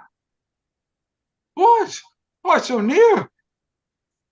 If thou see a thing to talk on when thou art dead and rotten, come hither. What ailst thou, man? I have seen 2 such sights, by sea and by land. But I am not to say it is a sea, for it is now the sky. Betwixt the firmament and it, you cannot thrust a bodkin's point. Why, boy, how is it? I would you did but see how it chafes, how it rages, how it takes up the shore. But that's not to the point. Oh, the most piteous cry of the poor souls, sometimes to see him and not to see him. Now the ship boring the moon with her mainmast, and anon swallowed with yeast and froth, as you'd lust a cork into a hogshead. And then for the land service, to see how the bear pour out his sharp bone, how he cried to me for help, and said his name was Antigonus, a nobleman. But to make an end of the ship, to see how the sea flap-dragoned it, but first, how the poor souls roared, and the sea mocked them, and the poor gentleman roared, and the bear mocked him. both roaring louder than the sea or weather. Name of mercy, when was this, boy? Now, I have not winked since I saw these sights. Oh, The men are not yet cold under water, nor the bear half dined on the gentleman. He's out now. Oh, would I had been by to have helped the old man. I would you had been by the ship's side to have helped her. There, your charity would have lacked footing. Oh, heavy matters. Heavy matters. But look thee here, boy. Now bless thyself. Thou meetest with things dying, I with things newborn. Here's a sight for thee. Look thee a bearing cloth for a squire's child. Look thee here. Take up, boy. Open it. So, let's see. It was told me I should be rich by the fairies. This is some changeling. Open it. What's within it, boy? You're a mad old man. If the sins of your youth are forgiven you, you're well to live. Gold! All gold! Oh, it's very gold, boy, and 'twill prove so. Up with it, keep it close. Home, the next way. We are lucky, boy, and to be so still requires nothing but secrecy. Let my sheep go. Come, goodbye, the next way home. Go you the next way with your findings. I'll go see if the bear be gone from the gentleman, and how much he hath eaten. Oh. They're never cursed, but when they are hungry, if there be any of him left, I'll bury it. Oh, that's a good deed. If thou mayest discern by that which is left of him what he is, fetch me to the sight of him. Very will I, and you shall help to put him in the ground. Oh, 'tis a lucky day, boy, and we'll do good deeds on it. Would you guys like to take 5 minutes to break right now? I think it's a good place to take a little intermission. Sounds good to me. Yes, sounds good. I mean, just to sort of brace yourself, 16 years, because conceivably, I mean, actually, if you go over like with the history plays, I mean, you have like sort of a lot of history over a lot of years sort of compressed into like things like, oh yeah, it's just this sort of continuous campaign. But so much of this stuff, I mean, really took place over a number of years. But here you've got a clear. But this is a lot of fun. Great job, everyone. It's so much fun listening to it and seeing it. So thank you. And it's a real sort of testament to one of sort of Shakespeare's obsessions with the idea of how dangerous ideas can be. That people can just sort of get on top of something and like sort of doing it, just sort of putting in all of the Lord's lines. You really get the sense that everybody else is telling Leontes, you're crazy, but it's like, I'm the king. It doesn't fucking matter that I'm crazy. It doesn't matter that I can confess in an open court, like about the tribunal, that it's like, oh yes, I tried to have this fellow head of state killed by my chief's office, and it's like, this is a trial you called, and what were you thinking? Yeah, I try to come from the vantage point that he has like these intrusive thoughts, and he's been really thinking about this for months and just was putting it to the test, and that he just can't get from one thought to the next and just gets stuck. I don't understand why no one ever says to him, how could she have conceived? I mean, Polixenes hasn't been staying there for 9 months. No, he has. Yeah, he says he's been there for 9 months. Oh, he does? Yeah, he says that's his first line. He says he's been there 9 turns of the stars or something like that. completely messed up. I didn't Yeah, even notice. 9 turns of the watery sphere. That's the reason that he has good reason to believe. But Okay. it's made very clear that it's in his imagination by the oracle. However, it's an interesting thing that that's the first line that Shakespeare chose to start Polixenes' entrance with. And I think that's what shakes it up. And she does say, and they were affectionate to each other. And for all we know, maybe they did desire each other, but did they act on it? And I always got the impression that it to what Andrew was saying, they're friendly with each other, but it's these intrusive thoughts that are telling Leontes, it's more than the way in a lot of cultures you kiss each other on the cheek if you're just friends, and he's interpreting it as but there was totally some tongue in there. Right. And I think, you just hit the operative word. I think it's a tongue-in-cheek play. I think she's probably flirty with him and he's jealous. He's a jealous man. No, but I think Shakespeare meant it as a tongue-in-cheek play because of all that does go on. Keep it in the family. And, I'm not saying that this was that, but that does go on. I was just reading about King Charles. Oh my God. That whole empire was just, everybody was keeping it in the family. You know what I mean? I'm not sure if that's what's going on here. I don't think that's what I'm saying. That's why I think he started with the line 9 months and the whole suspicion. Yeah, Leontes he doesn't have anyone that's ever said no to him, and I think that's part of his problem, is that he has a strange thought, and people who don't have intrusive thoughts can move on to the next one, but he can't. And no one's able to just give him a good shake and say, this isn't happening. And that's what's going on, I think. He's also got a weak son who's dying, and this other king has a strong son, which it appears he might know that because he talks about his son in it. But he has a weak son, which might be making him crazy because the son does die, not because of the mother or anything else.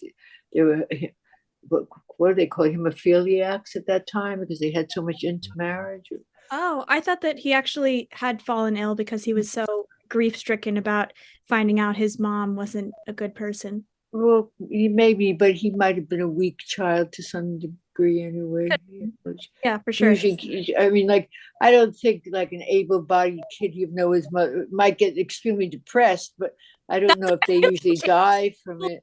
People die and go crazy for the silliest things. They'll be like, she found out her boyfriend was cheating on her. She went crazy. And I feel like it's a Shakespeare thing a little bit. I don't know.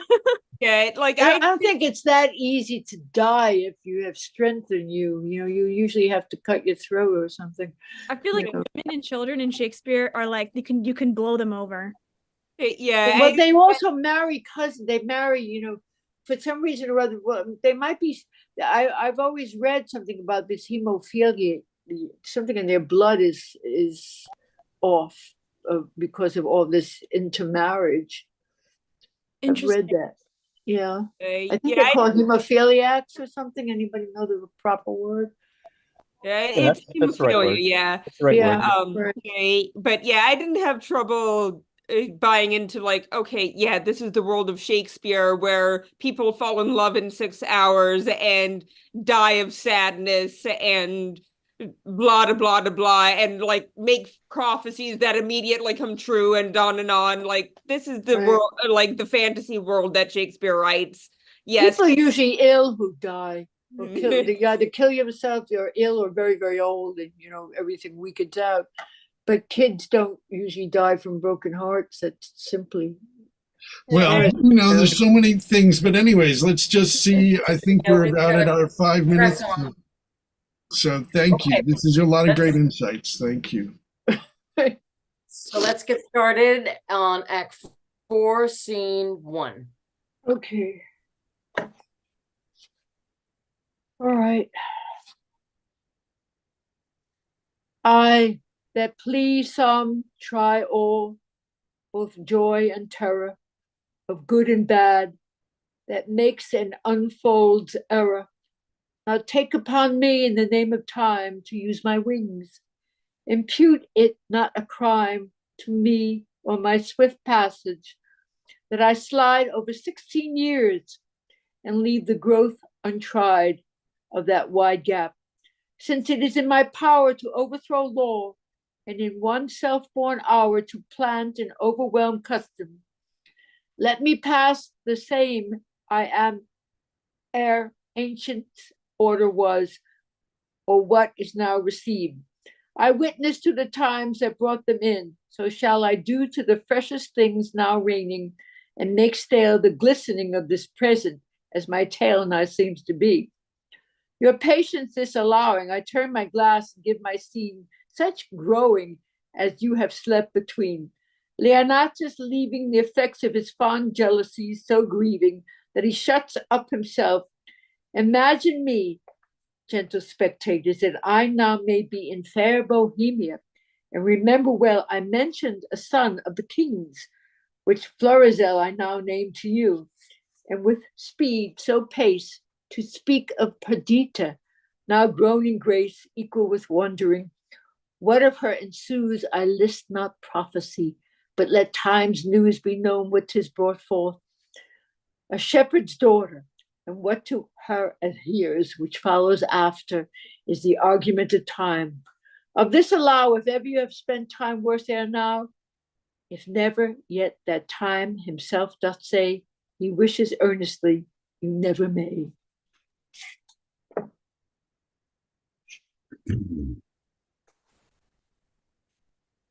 Oh, I prithee, good Camillo, be no more importunate. 'Tis a sickness denying thee anything, death to grant this.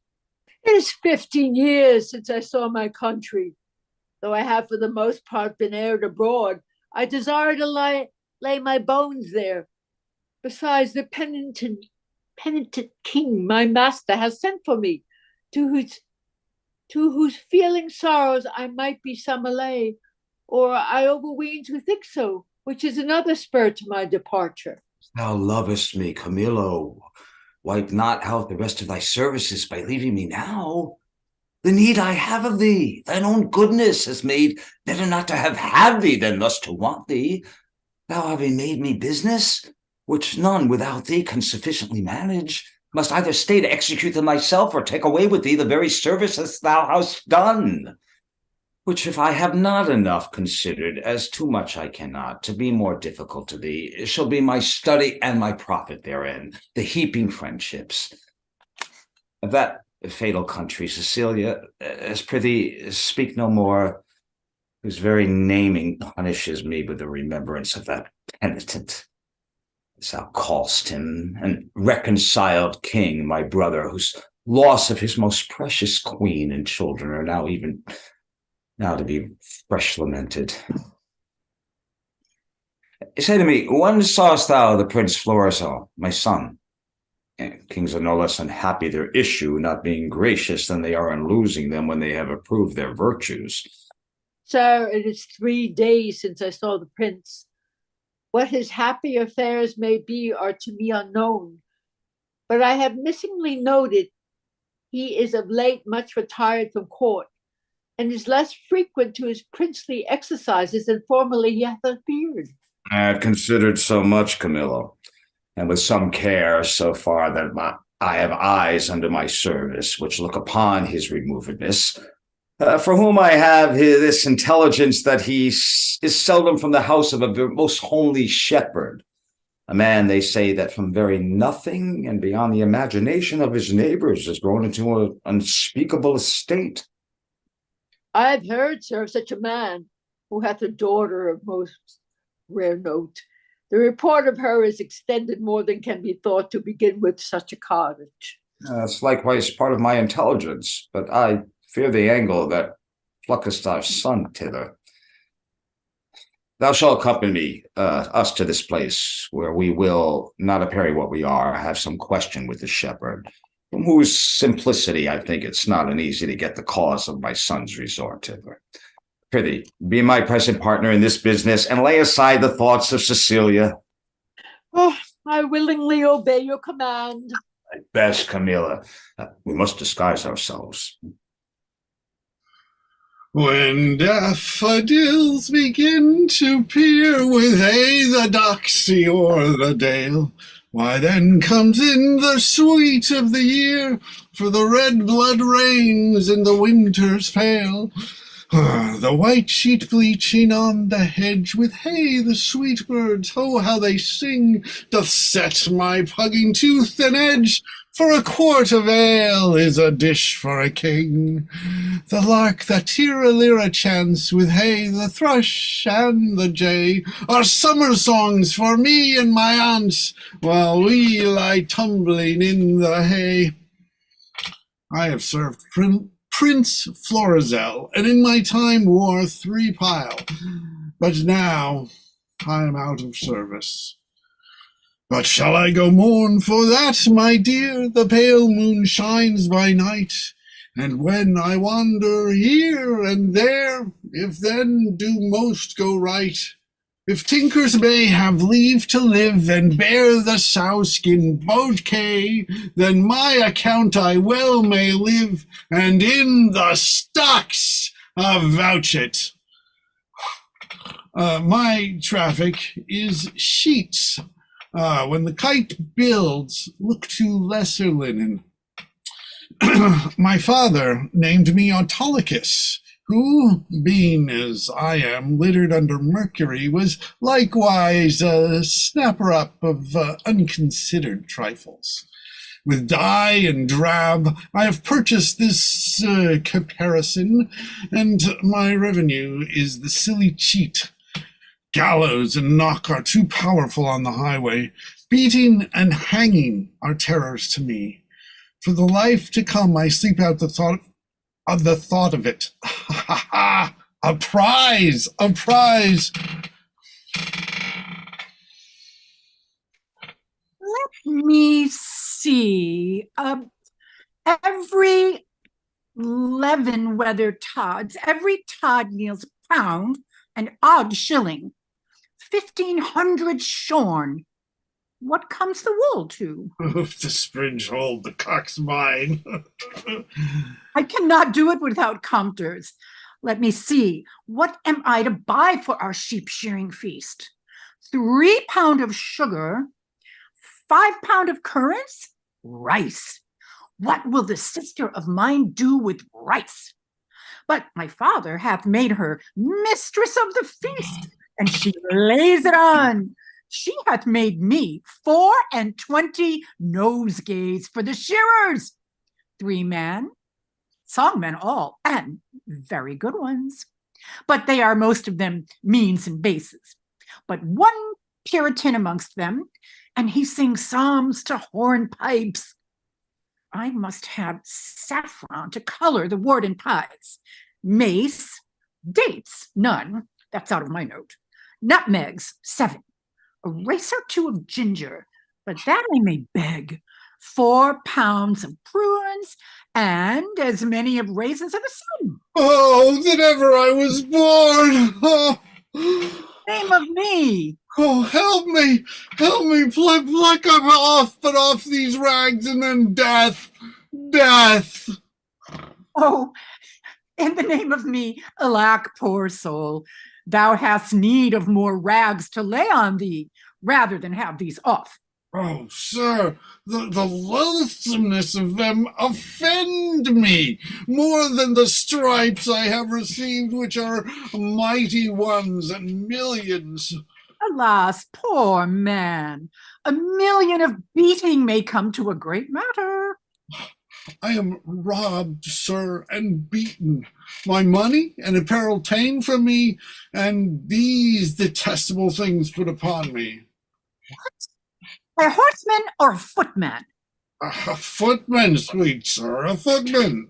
Indeed, he should be a footman by the garments he has left with thee. This be a horseman's coat. It hath seen very hot service.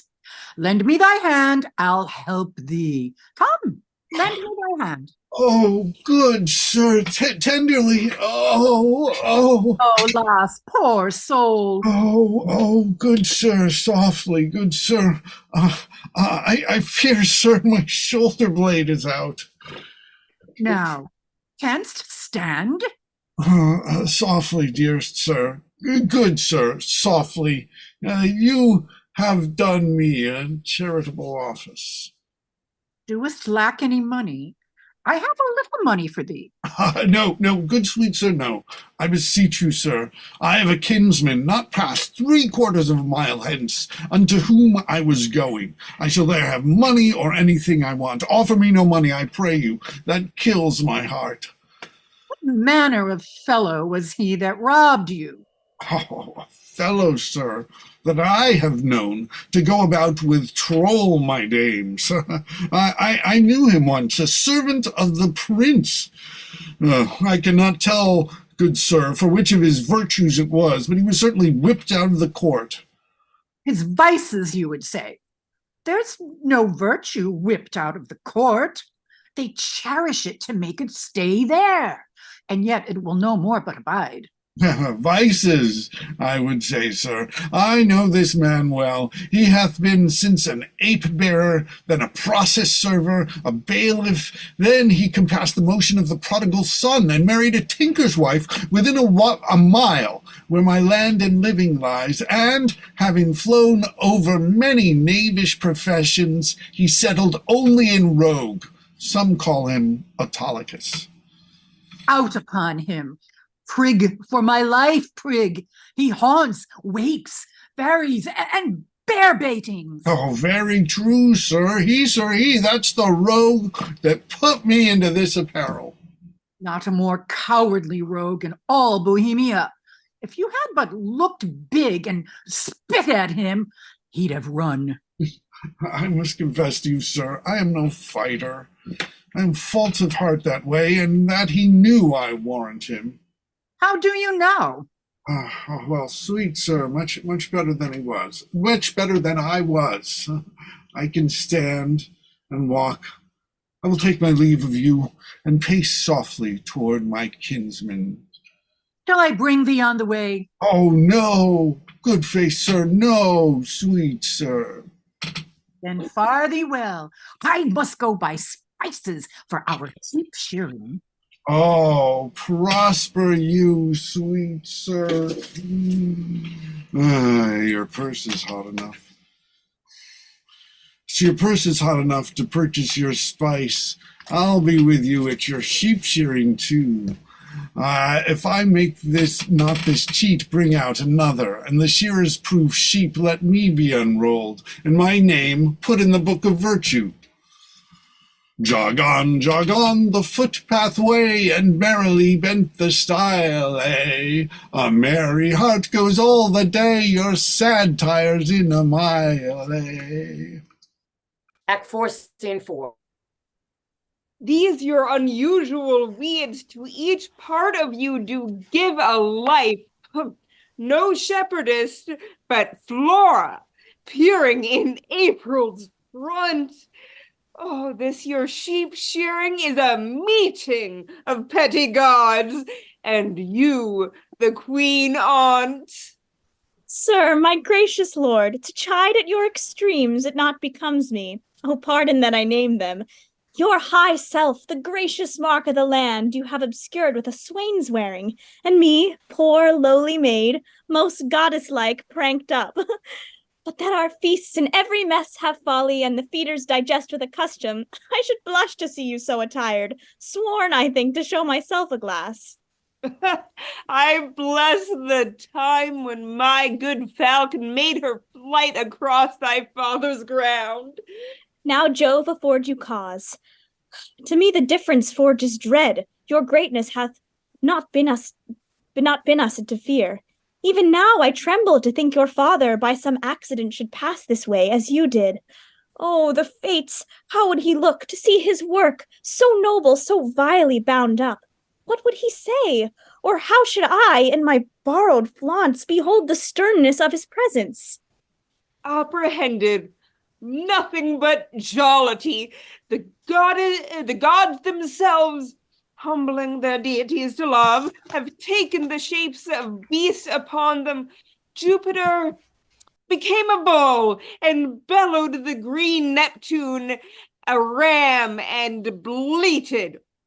And the fire-robed god golden Apollo, a poor humble swain, as I seem now, their transformations were never for a piece of beauty, rarer, nor in a way so chaste, since my desires run not before mine honor, nor my lust burn hotter than my faith. Oh, but sir, your resolution cannot hold when 'tis opposed, as it must be, by the power of the king. One of these two must be necessities, which then will speak that you must change this purpose, or I my life. Thou, dearest Perdita, with these forced thoughts, I prithee darken not the mirth of the feast, or I'll be thine, my fair, or not my father's, for I cannot be mine own, nor anything to any if I be not thine. To this I am most constant, though destiny say no. Be merry, gentle, be merry, gentle, strangle such thoughts as these with anything that you behold the while. Your guests are coming.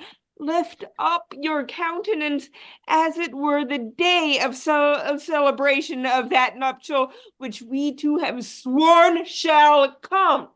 O Lady Fortune, stand you auspicious. See your guests approach, address yourself to entertain them sprightly, and let's be red with mirth. Oh, my daughter, when my old wife lived, upon this day she was both pantler, butler, cook, both dame and servant. Welcomed all, served all, would sing her song and dance her turn. Now here at upper end of the table, now in the middle, on his shoulder and her face afire with labor, and the thing she took to quench it, she would to each one sip. You are retired as if you were a feasted one and not the hostess of the meeting. Pray you bid these unknown friends to welcome, for it is a way to make us better friends, more known. Come, quench your blushes and present yourself that which you are, mistress of the feast. Come on and bid us welcome to your sheep shearing, as your good flock shall prosper. Sir, welcome. It is my father's will I should take on me the hostessship of the day. You're welcome, sir. Oh, give me those flowers there, Dorcas. Reverend sirs, for you, there's rosemary. And rue. These keep seeming and savor all winter long. Grace and remembrance be to you both, and welcome to our shearing. Shepherdess, a fair one are you, where you fit our ages with flowers of winter. Sir, the year growing ancient, not yet on summer's death, nor on the birth of trembling winter, the fairest flowers of the season are our carnations, the streaked gillivores, which some call nature's bastards. Of that kind our rustic gardens barren, and I care not to get slips of them. Wherefore, gentle maiden, do you neglect them? For I have heard it said there is an art which in their piedness shares with great creating nature. Say there be. Yet nature is made better by no mean, but nature makes that mean. So over that art, which you say adds to nature, is an art that nature makes. You see, sweet maid, we marry a gentler scion to the wildest stock, and make conceive a bark of baser kind by bud of nobler race. This is an art which does mend nature, change it rather, but the art itself is nature. So it is. Oh, then make your garden rich in gillivores. Do not call them bastards. I'll not put the dibble in the earth to set one slip of them. No more than, were I painted, I would wish this youth should say 'twere well, and only therefore desire to breed me. Here's flowers for you. Hot lavender, mints, savory, marjoram, the marigold that goes to bed with the sun, and with him rises, weeping. These are flowers of middle summer, and I think they are given to men of middle age. You're very welcome. I should leave grazing where I of your flock and only live by gazing. Alas, you'd be so lean that blasts of January would blow you through and through. Now, my fairest friend, I would I had some flowers of the spring that might become your time of day, and yours, that wear upon your virgin branches yet your maiden heads growing. O Proserpina, for the flowers now that frighted thou lests fall from Dis's wagon, daffodils that come before the swallow dares, and take the winds of March with beauty, violets dim but sweeter than the lids of Juno's eyes or Cerethea's breath, pale primroses that die unmarried, ere they can behold bright Phoebus in his strength, a malady most incident to maids, bold oxlips, and the crown imperial, lilies of all kinds, the flouderloose being one. Oh, these I lack to make you garlands of, and my sweet friend, to strew him o'er and o'er. What, like a course? Oh, like a bank, for love to lie and play on, not like a course, or if not to be buried, but quick, and in mine arms. Come, take your flowers. Methinks I play as I have seen them do in Whitsun pastorals. Sure this robe of mine does change my disposition. What you do still betters what is done. When you speak, sweet, I'd have you do it ever. When you sing, I'd have you buy and sell so give alms, pray so, and for the ordering your affairs, to sing them too. When you do dance, I wish you a wave of the sea, that you might ever do nothing but that. Move still so, and own no other function, each your doing, so singular in each particular, crowns what you are doing in the present deeds, that all your acts are queens. Oh, Doricles, your praises are too large. But that your youth and the true blood which peeps fairly through it do plainly give you out an unstaged shepherd with wisdom, I might fear, my Doricles, you wooed me the false way. I think you have as little skill to fear as I have purpose to put you to't. But come, our dance, I pray, your hand, my Perdita, so turtles pair that never mean to part. I'll swear for 'em. This is the prettiest low-born lass that ever ran on the green sword. Nothing she does or seems but smacks of something greater than herself. Is too noble for this place. He tells her something that makes her blood look on it. Good sooth, she is the queen of curds and cream. Come on, strike up. Mopsa must be your mistress. Marry Garlic to mend her kissing with. Now in good time.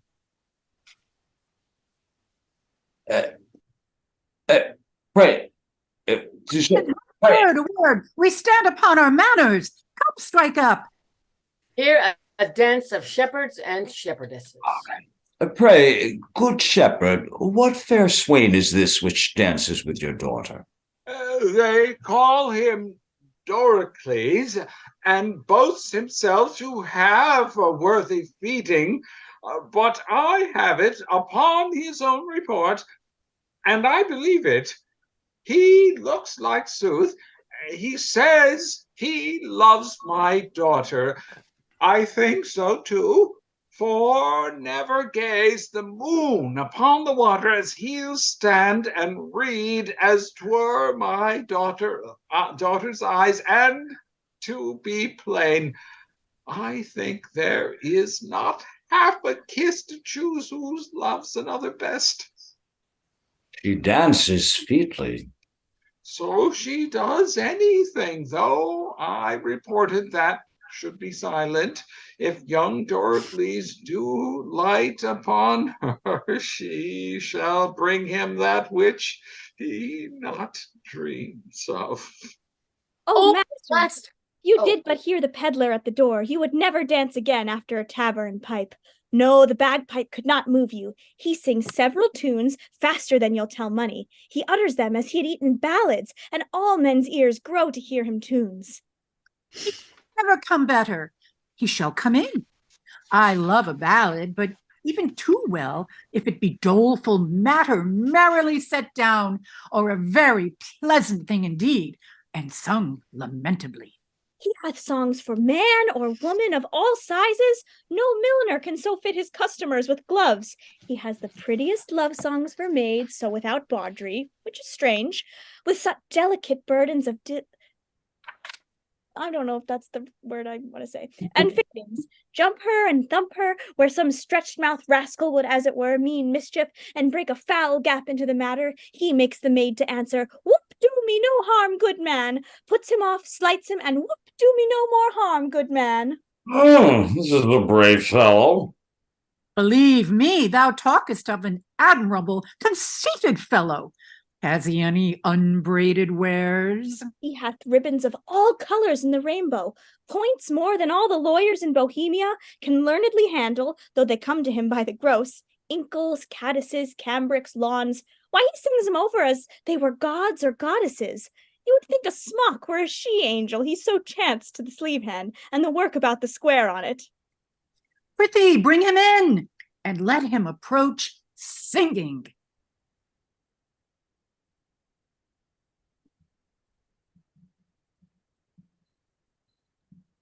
I think Perdita is getting her hair.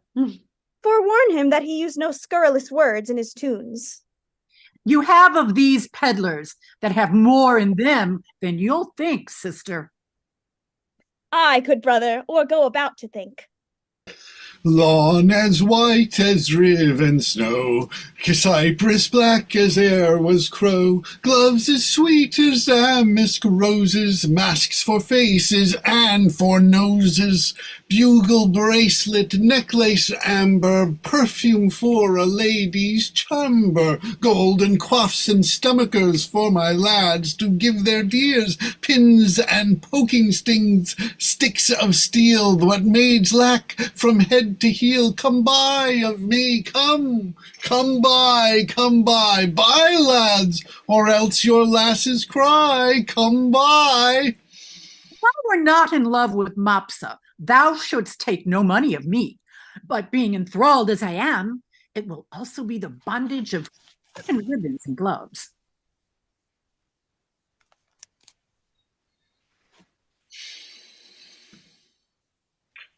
Mopsa? Well, that was Jackie, but I'll do. But well, Promise them that's not against- what I was promised them against the feast, but they come not too late now. He hath promised you more than that, or there be liars. He hath paid you all he promised you. Maybe he has paid you more, which will shame you to give him again. There are no manners left among maids.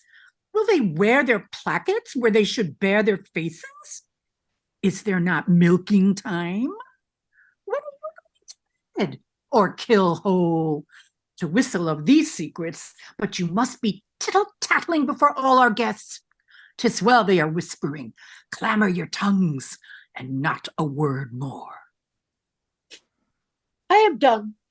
Come, you promised me a tawdry lace and a pair of sweet gloves. Have I not told thee how I was cozened by the way and lost all my money? Oh, and indeed, sir, there are cousiners abroad. Therefore it behooves men to be wary. Fear not, thou man. Thou shalt lose nothing here. Oh, I hope so, sir, for I have about me many parcels of charge. What hast here? Ballads? Oh, pray now buy some. I love a ballad in print, a life, for then we are sure they are true.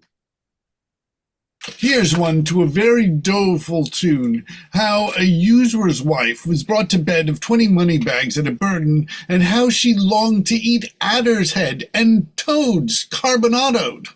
Oh, is it true, think you? Oh, very true, and but a month old.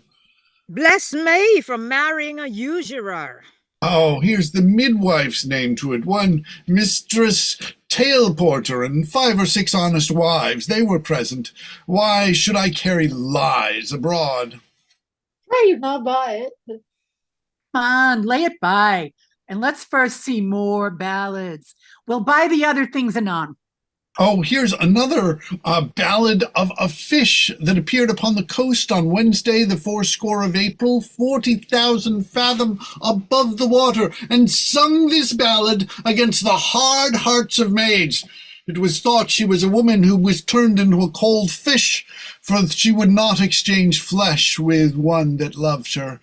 The ballad is very pitiful and as true. Is it true too, think you? Oh, 5 justices' hands at it, and witnesses more than my pack will hold. Lay it by to another. Oh, this is a merry ballad, a very pretty one. Well, let's have some merry ones. Ah, why, this one is a passing merry tune, and goes to the tune of 2 maids wooing a man. There's scarce a maid westward but she sings it. 'Tis in request, I can tell you. We can both sing it. If thou bear up heart, thou shalt hear. 'Tis in 3 parts. We had the tune on it a month ago. I can bear my part, you must know 'tis my occupation. Have at it with you. Get you hence, for I must go where it fits not you to know. Whither? Oh, whither? Whither? It becomes thy oath full well, thou to me thy secrets tell. Me too, let me go thither. Oh, thou goest to the grange or mill. Or if to either thou dost ill. Neither. What neither? Neither. Thou hast sworn to my love to be. Thou hast sworn more to me. Then whither goest, say whither. We'll have this song out anon by ourselves. My father and the gent are in sad talk, and will not trouble them. Come, bring away thy pack after me. Wenches, I'll buy for you both. Peddler, let's have the first choice. Follow me, girlies. And you shall pay well for him. Will you buy any tape or lace for your cape, my dainty duck, my dear? Any silk, any thread, any toys for your head, of the news and the finst wearer? Come to the peddler, money's a meddler, that doth enter all men aware. Master, there is 3 carters, 3 shepherds, 3 neatherds, 3 swineherds. Thou have made themselves all men of hair. They call themselves saltiers, and they have a dance, which the wenches say is galful moffery of gambles, because they are not in it. But they themselves are of the mind. If it be not too rough for some, but no little but bowling, it will please plentifully. Away, we're none of it. Here has been too much homely foolery already. I don't, sir, will weary you. Weary those that refresh us. Pray, let's see these 4 threes of herdsmen. 1 3 of them, by their own report, sir, had danced before the king, and not the worst of the 3, but jumps 12 foot and a half by the squire. Leave your prating, since these good men are, please let them come in, but quickly now. Why they stay at the door, sir? Here a dance of 12 satyrs. Father, you'll know more of that hereafter. Is it not too far gone? 'Tis time to part them. He's simple and tells much. How now, fair shepherd, your heart is full of something that does take your mind from feasting. So, when I was young and handed love as you do, I was wont to load my sheep with knacks. I would have ransacked the peddler's silken treasury and have powered it to her acceptance. You have let him go, and nothing marred it with him. If your last interpretation should abuse and call this your lack of love or bounty, you were straitened for a reply at least. If you make a care of happy holding her. Old sir, I know she prizes not such trifles as these are. The gifts she looks from me are packed and locked up in my heart, which I have given already, but not delivered. Oh, hear me breathe my life before this ancient sir, whom, it should seem, hath sometime loved. I take my hand, this hand as soft as dove's down, and as white as it, or Ethiopian's tooth, or feigned snow, or that's bolted by the northern blast twice o'er. What follows this? How prettily the young swain seems to wash the hand was fair before. I had put you out, but to your protestation. Let me hear what you profess. Do and be witness to it. And is my neighbor too? And he and more, and he and men, the earth, the heavens, and all, that were I crowned the most imperial monarch thereof, the most worthy, were I the fairest youth that ever made a eye swerve, had force and knowledge more than was ever a man's, I would not prize them without her love. For her, employ them all, command them, and condemn them to her service or to their own perdition. Fairly offered. Oh, this shows a sound affection. But my daughters, say you the like to him? I cannot speak so well, nothing so well, no, nor mean better than by the pattern of my own thoughts. I cut out the purity of his. Take hands, a bargain, and friends unknown, you shall bear witness to it. I give my daughter to him and will make her portion equal his. Oh, that must be the virtue of your daughter. One being dead, I shall have more than you can dream of yet. Enough then for your wonder. But come on, contract us for these witnesses. Come your hand, and daughter yours. Oh, swain, a while, beseech this. Have you a father?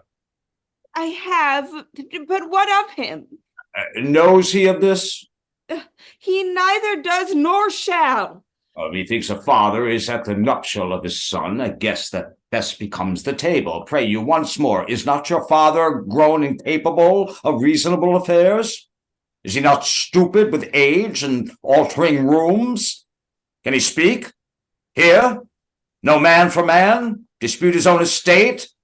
Lies he not bedrid, and again does nothing but what he did being childish? No, good sir, he has his health and simpler and ampler strength indeed than most have of his age. By my white beard, you offer him, if this be so, a wrong, something unfilial. Reason, my son, should choose himself a wife, but as good reason the father, all whose joy is nothing else but fair posterity, should hold some counsel in such a business. I yield all this, but for some other reasons, my grave sir, which 'tis not fit you know, I not acquaint my father with this business. Let him know it. He shall not. Prithee, let him. No, he must not. Let him, my son. He shall not need to grieve at knowing of thy choice. Come, he must not. Make our contract. Mark your divorce, young sir, whom son I dare not call. Thou art too base to be acknowledged. Thou a scepter's heir, that thou affects a sheep hook. Thou old traitor, I am sorry that by hanging thee I can but shorten thy life 1 week. And thou, fresh piece of excellent witchcraft, whom of force must know the royal fool thou copest with. Oh, my heart. I'll have thy beauty scratched with briars and made more homely than thy state. For thee, fond boy, if I may ever know thou dost but sigh that thou no more shalt never see this knack, as never I meant thou shalt, will bar thee from succession, not hold thee for our blood. No, not our keen, fare thee then, Decalion, off. Mark thou my words. Follow us to court. Thou churl, for this time, though full of our displeasure, yet we free thee from the dead blow of it. And you, enchantment, worthy enough a herdsman, yea, him too that makes himself, but for our honor therein, unworthy thee, if ever, henceforth, thou these rural lodges to his entrance open, or hope his body more, with thy embraces, I will devise a death as cruel for thee as thou art to it. Even here, undone. I was not much afeared, for once or twice I was about to speak, and tell him plainly the selfsame sun that shines upon his court hides not his visage from our cottage, but looks on alike. Look, please you, sir, be gone. I told you what would come of this. Beseech you, of your own state, take care. This dream of mine, being now awake, I'll queen it no inch farther, but milk my ewes and weep. Why have now, father? Speak ere thou diest. I cannot speak, nor think, nor dare to know that which I know. Oh, sir, you have undone a man of 63 that thought to fill his grave in quiet. Yea, to die upon the bed my father died, to lie close by his honest bones. But now some handman must put on my shroud and lay me now where no priest shovels in dust. Oh, cursed wretch, that news this was the prince wouldst adventure to mingle faith with him. Undone.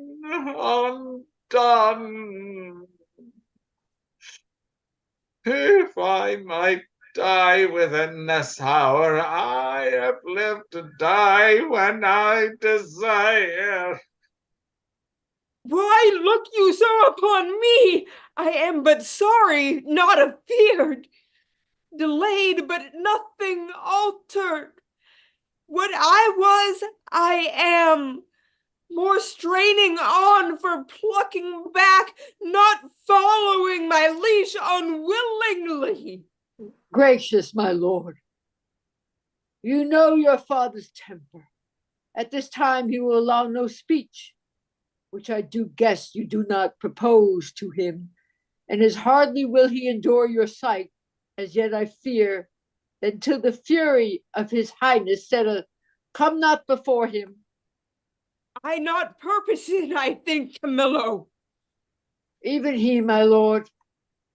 How often have I told you 'twould be thus? How often said my dignity would last but till 'twere known? I cannot fail but by the violation of my faith, and then let nature crush the sides of the earth together and mar the seeds within. Lift up thy looks, for my succession wipe me. Father, wipe me, my father. I am heir to my affection. Be advised. I am, and by my fancy, if my reason will thereto be obedient, I have reason. If not, my senses better pleased with madness do bid it welcome. Oh, this is desperate, sir. So call it, but it does fulfill my vow. I needs must think it honesty. Camillo, not for Bohemia, nor the pomp that may be thereat gleaned, for all the sun sees, or the close earth wombs, for the profound seas, hides and unknown fandoms, fatums, will I break my oath to this my fair beloved. Therefore I pray you, as you have ever been my father's honored friend, when he shall miss me, as in faith I mean not to see him any more, cast your good counsels upon his passion. Let myself and fortune tug for the time to come, that you may know, and so deliver. I am put to sea with her, who here I cannot hold on shore, and am most opportune to her need. I have a vessel rides fast by, but not prepared for this design. What course I mean to hold shall nothing benefit your knowledge, nor concern me the reporting. Oh, my lord, I would your spirit were easier for advice, was stronger for your need. Hark, Perdita, I'll hear you by and by. He's irremovable, resolved for flight. Now were I happy if his going, I could frame to serve my turn, save him from danger, do him love and honor, purchase the sight again of dear Cecilia, and that unhappy king, my master, whom I so much thirst to see. Now, good Camillo, I am so fraught with curious business that I leave out ceremony. Sir, I think you have heard of my poor services in the love that I have borne your father. Very nobly. Very nobly have you deserved. It is my father's music to speak your deeds, not little of his care to have them recompensed as thought on. Well, my lord, if you may please to think I love the king, and through him what's nearest to him, which is your gracious self, embrace but my direction, if your more ponderous and settled project may suffer alteration. On mine honor, I'll point you where you shall have some receiving, as shall become your highness, where you may enjoy your mistress, from the whom I see there's no disjunction to be made, but by as heavens forfend your ruin, marry her, and with my best endeavors in your absence, your discontenting father strive to qualify and bring him up to your liking. How, Camillo, may this almost a miracle be done, that I may call thee something more than man, and after that trust to thee? Have you thought on a place whereto you'd like to go? Not any yet, but as the unthought on accident is guilty to what we wildly do, so we profess ourselves, profess ourselves to be the slaves of chance and flies of every wind that blows. Then list to me. This follows, if you will not change your purpose, but undergo this flight, make for Sicilia, and there present yourself and your fair princess, for so I see she must be, before Leontes. She shall be habited, as it becomes the partner of your bed. Methinks I see Leontes opening his free arms and weeping his welcome forth. Ask thee there, son, forgiveness, as for it was a father's person. Kisses the hands of your fresh princess, o'er and o'er divides him twixt his unkindness and his kindness. The one he chides to hell and bids the other grow faster than thought or time. Worthy Camillo, what color for my visitation shall I hold up before him? Sent by the king your father to greet him and to give him comforts. Sir, the manner of your bearing towards him with what you, as from your father, shall deliver. Things known betwixt us three, I'll write you down, the which shall point you forth at every sitting what you must say, that he shall not perceive, but that you have your father's bosom there, and speak his very heart. I am bound to you. There is some sap in this. A course more promising than a wild dedication of yourselves to unpathed waters, undreamed shores, most certain. To miseries enough, no hope to help you. But as you shake off one to take another, nothing so certain as your anchors, who do their best office if they can but stay you, where you be loath to be. Besides, you know prosperity is the very bond of love, whose fresh complexion and whose heart together affliction alters. One of these is true. I think affliction may subdue the cheek, but not take in the mind. Ah, yea, say you so. There shall not at your father's house these 7 years be born another such. My good Camillo, she is forward of her breeding, as she is in the rear of our birth. I cannot say 'tis pity she lacks instructions, for she seems a mistress to most that teach. Your pardon, sir, for this. I'll blush you thanks. My prettiest Perdita, oh, the thorns we stand upon. Camillo, persevere of my father, now of me, the medicine of our house. How shall we do? We are not furnished like Bohemia's son, nor shall appear in Sicilia. My lord, fear none of this. I think you know my fortunes do all lie there. It shall be so my care to have you royally appointed, as if the scene you play were mine. For instance, sir, that you may know you shall not want. One word. What a fool honesty is, and trust his sworn brother, a very simple gentleman. I have sold all my trumpery, not a counterfeit stone, not a ribbon, glass, pomander, brooch, table book, ballad, knife, tape, glove, shoe tie, bracelet, horn ring, to keep my pack from fasting. They throng who should buy first, as if my trinkets had been hallowed and brought a benediction to the buyer, by which means I saw whose purse was best in picture, and what I saw to my good use I remembered.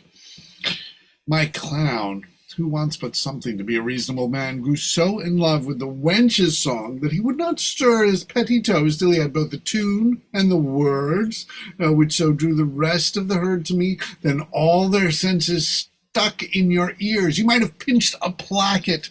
It was senseless. 'Twas nothing to gild a codpiece of a purse. I would have filled keys of that hung in chains. No hearing, no feeling, but my sir's song, and admiring the nothing of it. So that in this time of lethargy I picked and cut most of the festival purses, and had not the old man come in with the whoobub against his daughter and the king's son, and scared my chuffs from the chaff, I had not left a purse alive in the whole army. Nay, but my letters by these means being there so soon as you arrive shall clear that doubt. And those that you'll procure me from King Leontes shall satisfy your father. Happy be you. All that you speak shows fair. Who have we here? We'll make an instrument of this. Omit.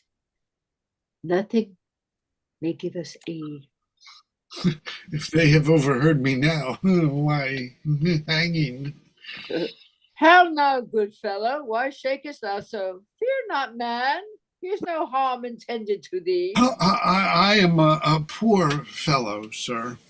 Why be so still? There's no body will steal that from thee. Yet for the outside of thy poverty, we must make an exchange. Therefore, discase thee instantly. Thou must think there's a necessity in it. And change garments with this gentleman. Though the pennyworth on his side be the worst, yet hold thee, there's some boot. I am a poor fellow, sir. I know ye well enough. Nay, prithee dispatch. The gentleman is half fled already. Are you in earnest, sir? I smell the trick on it. Dispatch, dispatch, I prithee. Indeed, I have had earnest, but I cannot with conscience take it. Unbuckle, unbuckle. Fortunate mistress, let my prophecy come home to ye. You must retire yourself into some convent. Take your sweetheart's hat and pluck it over your brows. Muffle your face, dismantle you, and as you can, dislike in the truth of your own meeting, that you may, for I do fear eyes over, to shipboard get undescried. I see the place so lies that I must bear a part. No remedy. Have you done there? Should I now meet my father, he would not call me son. Nay, you shall have no hat. Come, lady, come. Farewell, my friend.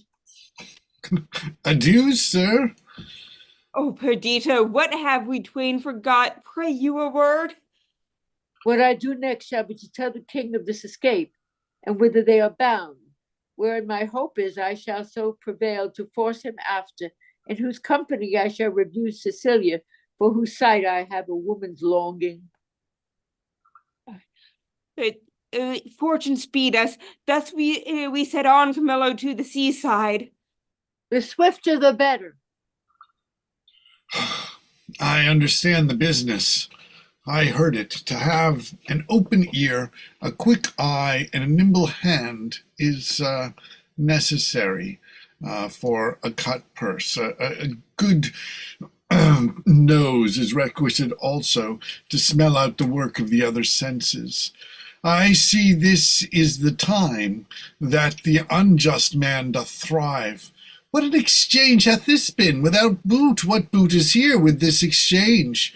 Sure, the gods do this year connive at us, and we may do anything extempore. The prince himself is about a piece of iniquity, stealing away from his father with his clog at his heels. If I thought it were a piece of honesty to acquaint the king withal, I would not do it. I hold it the more knavery to conceal it, and therein am I constant to my profession. Aside, here is more matter for a hot brain. Every Land's End, every church session hanging yields a careful man work. See, what a man you are now. There is no other way but to tell the king she's a changeling, and none of your flesh and blood. Nay, but hear me. Nay, but hear me. Go to then. She being none of your flesh and blood, your flesh and blood has not offended the king, and so your flesh and blood is not to be punished by him. Show those things you found about her, those secret things, all but what she has with her. This being done, let the law go whistle, I warrant you. I will tell the king of every word, yea, and his son's pranks too, who, I may say, is no honest man, neither to his father nor to me, to go about to make me the king's brother-in-law. Indeed, brother-in-law was the farthest off you could have been to him, and then your blood had been the dearer. But I know how much an ounce. Very wisely, puppies. Well, let us to the king. There is that in this farthel. I will make him scratch his beard. I know not what impediment this complaint may be to the flight of my master. Pray heartily, he'll be at palace. Though I am not naturally honest, I am so sometimes by chance. Let me puckered up my peddler's excrement. How now, rustics, whither are you bound? To the palace, and it like your worship. Your affairs there? What? With whom? The condition of that father, the place of your dwellings, your names, your ages, of what having, breeding, and anything that is fitting to be known. Discover? We are but plain fellows, sir. A lie! You are rough and hairy. Let me have no line. It becomes none but tradesmen, and they often give us soldiers the lie, but we pay them for it with stamped coin, not stabbing steel. Therefore, they do not give us the lie. Your worship had like to have given us one, if you had not taken yourself with the manner. Are you a courtier, sir? And like you, sir? Whether it like me or no, I am a courtier.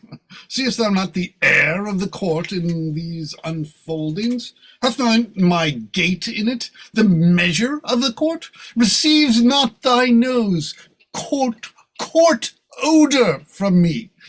Reflect I not on thy baseness, court contempt?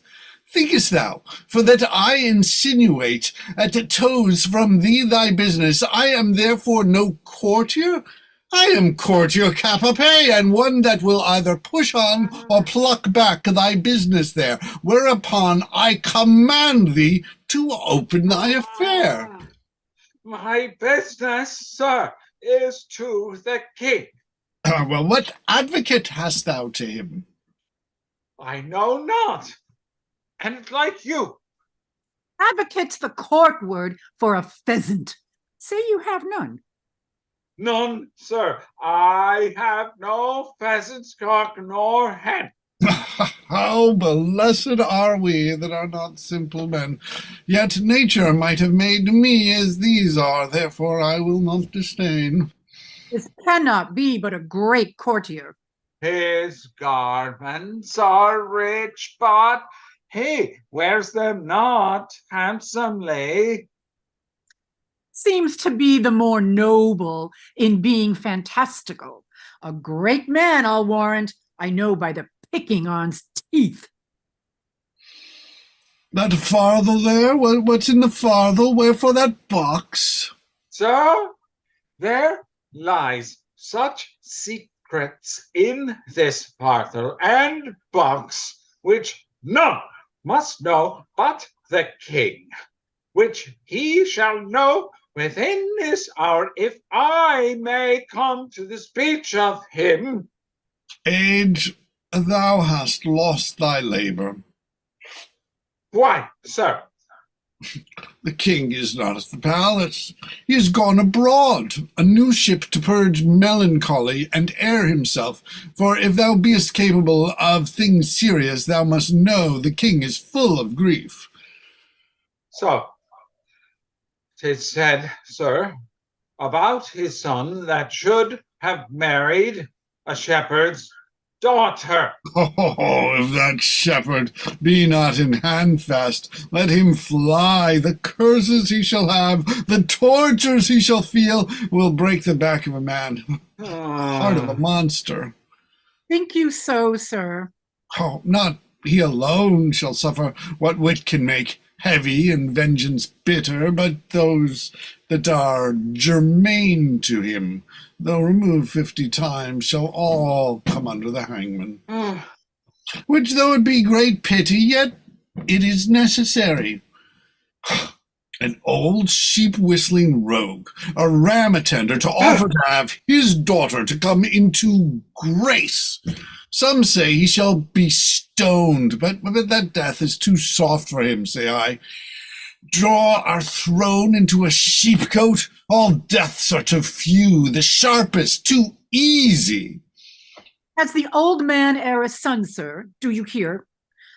And like you, sir? Oh, he has a son who shall be flayed alive, then anointed with honey, set on the head of a wasp's nest, then stand till he be 3/4 of a dram dead, then recovered again with aquavitae or some other hot infusion, then raw as he is, and in the hottest day prognostication proclaims, shall he be set against a brick wall, the sun looking with a southward eye upon him, where he is to behold him with flies blown to death. What talk we of these traitory rascals, whose miseries are to be smiled at, their offences being so capital? Tell me, for you seem to be honest, plain men, what you have to the king. Being something gently considered, I'll bring you where he is aboard, tender your persons to his presence, whisper him in your behalves, and if it be in man besides the king to effect your suits, here is a man shall do it. He seems to be of great authority. Close with him, give him gold. And though authority be a stubborn bear, yet he is oft led by the nose with gold. Show the inside of your purse to the outside of his hand, and no more ado. Remember, stoned and flayed alive. And please you, sir, to undertake the business for us. Here is that gold I have. I'll make it as much more, and leave this young man in pawn till I bring it you. After I have done what I've promised? Aye, sir. Well, give me the moiety. Are you a party in this business? In some sort, sir. But though my case be a pitiful one, I hope I shall not be flayed out of it. Oh, that's the case of the shepherd's son. Hang him, he'll be made an example. Comfort, good comfort. We must to the king and show him strange sights.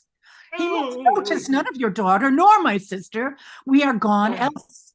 Sir, I will give you as much as this old man does when the business is performed, and remain, as he says, your pawn till it be brought to you. I will trust you. Walk before towards the seaside. Go on the right hand. I will but look upon the hedge and follow you. We are blessed in this man, as I may say, even blessed. Let's before as he bids us. He was provided to do us good.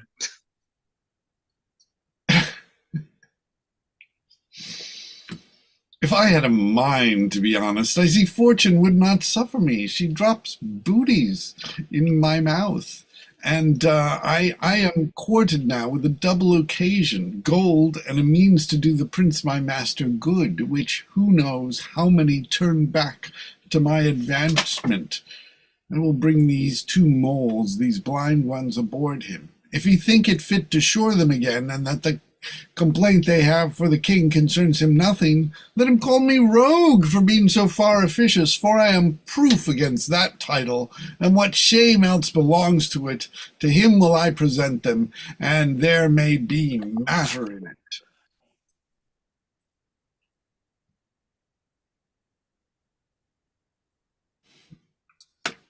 Sir, you have done enough, and you have performed a saint-like sorrow.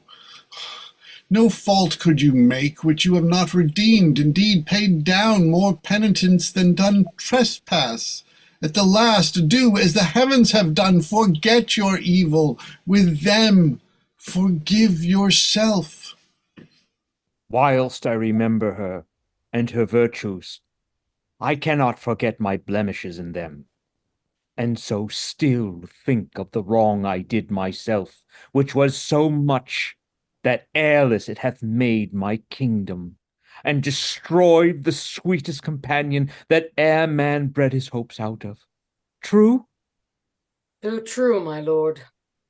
If one by one you wedded all the world, or from the all that are, took something good to make a perfect woman, She you killed would be unparalleled. I think so. Killed? She I killed? I did so, but thou strikest me sorely to say I did. It is as bitter upon thy tongue as in my thought. Now, good now, say so but seldom. Not at all, good lady. You might have spoken 1,000 things that would have done the time more benefit and graced your kindness better. You are one of those would have him wed again. If you would not If so, you would not so, you pity not the state, nor the remembrance of his most sovereign name. Consider little what dangers by his highness fail of issue may drop upon his kingdom and devour uncertain lookers on. What were more holy than to rejoice the former queen is well? What holier than for royalty's repair, for present comfort, and for future good, to bless the bed of majesty again with a sweet fellow to it? There is none worthy, respecting her that's gone. Besides, the gods will have fulfilled their secret purposes.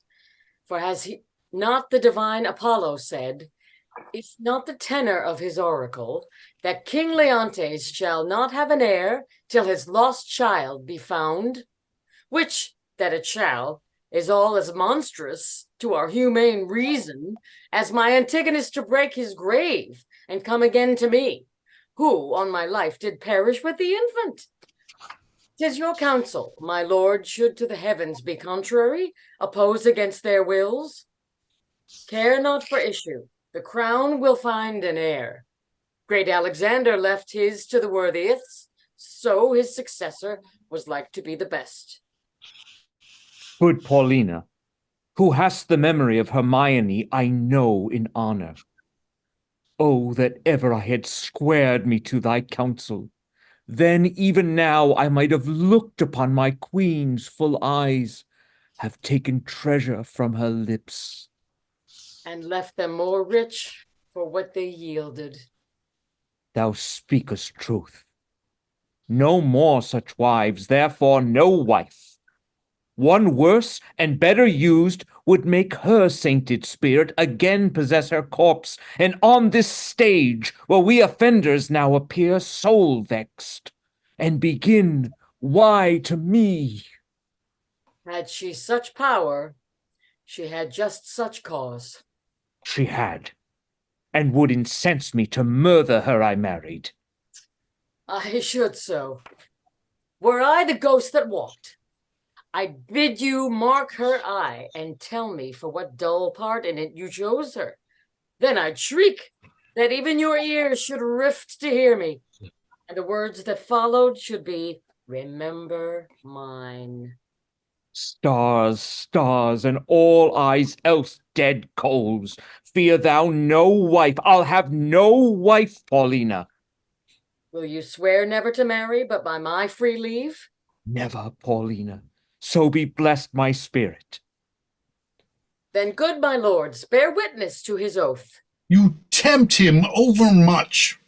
Unless another as like Hermione as is her picture affront his eye. Good madam, I have done. Yet, if my lord will marry, if you will, sir, no remedy but you will, give me the office to choose you a queen. She shall not be so young as was your former, but she shall be such as walked your first queen's ghost. It shall take joy to see her in your arms. My true Paulina, we shall not marry till thou bidst us. That shall be when your first queen's again in breath, never till then. one that gives himself out Prince Florizel, that gives out himself Prince Florizel, son of Polixenes, with his princess, she the fairest I have yet beheld, desires access to your high presence. What with him? He comes not like to his father's greatness. His approach, so out of circumstance and sudden, tells us 'tis not a visitation framed, but forced by need and accident. What train? But few, and those but mean. His princess, say you, with him? The most peerless piece of earth, I think, that e'er the sun shone bright on. Oh, Hermione, as every present time doth boast itself above a better gone, so must thy grave give way to what's seen now. Sir, you yourself have said and writ so, but your writing now is colder than that theme. She had not been, nor was not to be equaled. Thus your verse flowed with her beauty once, to shrewdly ebb to say you have seen it better. Pardon, madam. The one I have almost forgot, your pardon. The other, when she has obtained your eye, will have your tongue too. This is a creature, would she begin a sect, might quench the zeal of all professors else, make proselytes of who she but bid follow. How? Not women? Women will love her, that she is a woman more worth than any man. Men, that she is the rarest of all women. Go, Cleomenes. Yourself, assisted with your honored friends, bring them to our embracement. Still 'tis strange he thus should steal upon us. Had our prince, jewel of children, seen this hour, he had paired well with this lord. There was not full a month between their births. Prithee, no more. Cease. Thou knowest he dies to me again when talked of. Sure, when I shall see this gentleman, thy speeches will bring me to consider that which may unfurnish me of reason. They are come. Your mother was most true to wedlock, prince, for she did print your royal father off conceiving you. Were I but 21, your father's image is so hid in you, his very air, that I should call you brother, as I did him, and speak of something wildly by us performed before. Most dearly welcome, and your fair princess, goddess, oh! Alas, I lost a couple, that twixt heaven and earth might thus have stood, begetting wonder, as you, gracious couple, do. And then I lost all mine own folly, the society, amity too of your brave father, whom, though bearing misery, I desire my life once more to look on him. By his command have I here touched Cecilia, and from him give you all my greetings, that a king at friend can send his brother, and but infirmity, which waits upon worn times, hath his something seized his wished ability. He had himself the lands and waters twixt your throne and his, measured to look upon you, whom he loves, he bade me say, more than all the scepters, all those is that hear them living. O my brother, good gentleman, the wrongs I have done thee stir afresh within me, and these thy offices, so rarely kind, are as interpreters of my behindhand slackness. Welcome hither, as is the spring to the earth. And hath he too exposed this paragon to the fearful usage, at least ungentle, of the dreadful Neptune, to greet a man not worth her pains, much less the adventure of her person? Good my lord, she came from Libya, where the warlike Smallus, that noble honored lord, is feared and loved? Most royal sir, from thence, from him whose daughter his tears proclaimed, his tears proclaimed his parting with her. Thence, a prosperous southwind friendly, we have crossed to execute the charge my father gave me for visiting your highness. My best train I have from your Sicilian shores dismissed, who for Bohemia bend to signify not only my success in Libya, sir, but my arrival and my wife's in safety. Here we are. The blessed gods purge all infection from our air, whilst you do climate here. You have a holy father, a graceful gentleman, against whose person, so sacred as it is, I have done sin, for which the heavens, taking angry note, have left me issueless. and your father's blessed, as he from heaven merits it, with you, worthy his goodness. What might I have been? Might I, a son and daughter, now have looked on such goodly things as you? Most noble sir, that which I shall report will bear no credit were not the proof so nigh.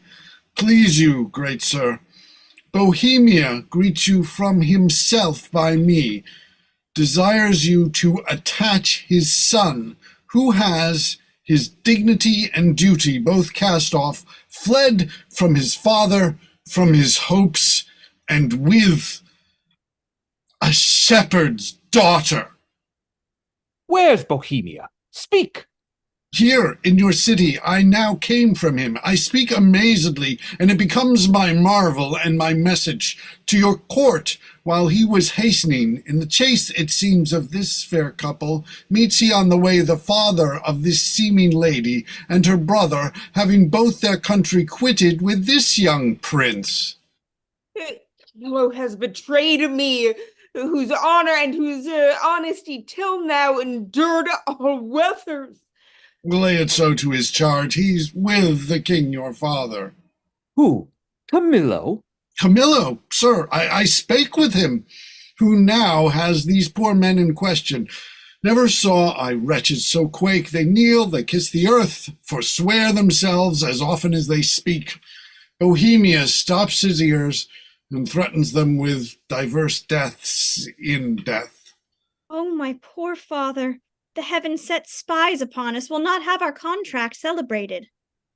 You're married? We are not, sir, nor are we like to be.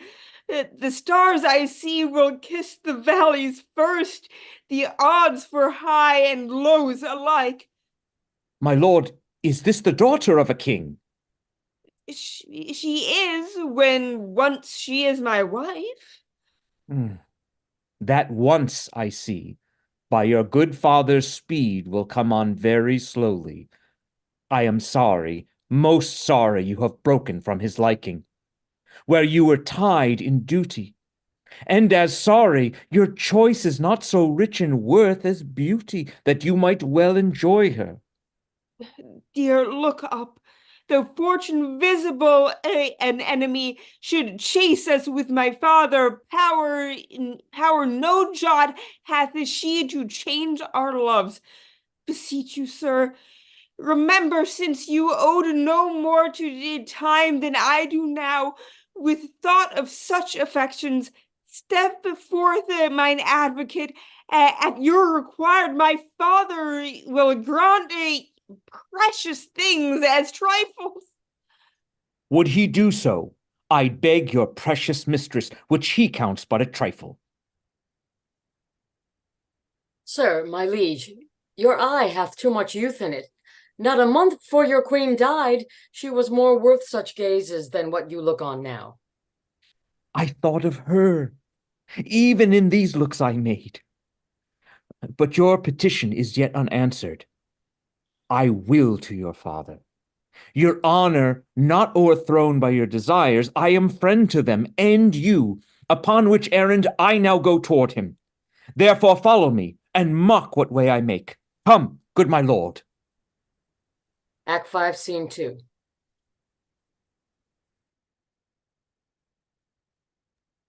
Beseech you, sir, were you present at this relation? First gentleman? I'm third gentleman, but if you want, I could read. I was by at the opening. Oh. I was by at the opening of the fable, heard the old shepherd deliver the manner how he found it. Whereupon, after a little amazedness, we were all commanded out of the chamber.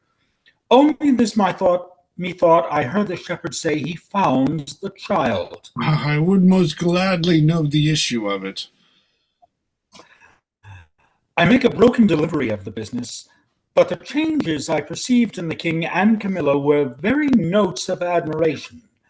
They seemed, almost with staring on one another, to tear the cases of their eyes. There was speech in their dumbness, language in their very gesture. They looked as they had heard of a world ransomed or one destroyed. A notable passion of wonder appeared in them, but the wisest beholder that knew no more but seeing could not say if the importance were joy or sorrow, but in the extremity of the one it must needs be. Here comes a gentleman that happily knows more. The news, Rogero. Nothing but bonfires. The oracle is fulfilled. The king's daughter is found. Such a deal of wonder is broken out within this hour that ballad makers cannot be able to express it. Here comes the Lady Paulina's steward. He can deliver you more. How goes it now, sir? This news, which is called true, is so like an old tale that the verity of it is in strong suspicion. Has the king found his heir? Most true. If ever truth were pregnant by circumstance, that which you hear, you'll swear you see. There is such unity in the proofs. The mantle of Queen Hermione's, her jewel about the neck of it, the letters of Antigonus found with it, which they know to be his character, the majesty of the creature and resemblance of the mother, the affection of nobleness, which nature shows above her breeding, and many other evidences proclaim her with all certainty to be the king's daughter. Did you see the meeting of the two kings? No. Then have you lost a sight which was to be seen, cannot be spoken of. There might you have beheld one joy crown another, so and in such manner that it seemed sorrow wept to take leave of them, for their joy waded in tears. There was casting up of eyes, holding up of hands, with countenance of such distraction that they were to be known by garment, not by favor. Our king being ready to leap out of himself for joy of his found daughter, as if that joy were now become a loss. Cries, "Oh, thy mother, then asks Bohemia forgiveness, then embraces his son-in-law, then again worries he his daughter with clipping her. Now he thanks the old shepherd, which stands by like a weather-bitten conduit of many kings' reigns. I never heard of such another encounter, which lames report to follow it, and undoes description to do it. What, pray you, became of Antigonus, that carried hence the child? Like an old tale still, which will have matter to rehearse. Though credit be asleep, and not an ear open, he was torn to pieces with a bear. This avouches the shepherd's son, who has not only his innocence, which seems much, to justify him, but a handkerchief and rings of his that Paulina knows. What became of his bark and his followers? Racked the same instant of their master's death, and in the view of the shepherd, so that all the instruments which aided to expose the child were even then lost when it was found. But oh, the noble combat that twixt joy and sorrow was fought in Paulina. She had one eye declined for the loss of her husband, another elevated, that the oracle was fulfilled. She lifted the princess from the earth, and so locks her in embracing as if she would pin her to her heart, that she might no more be in danger of losing.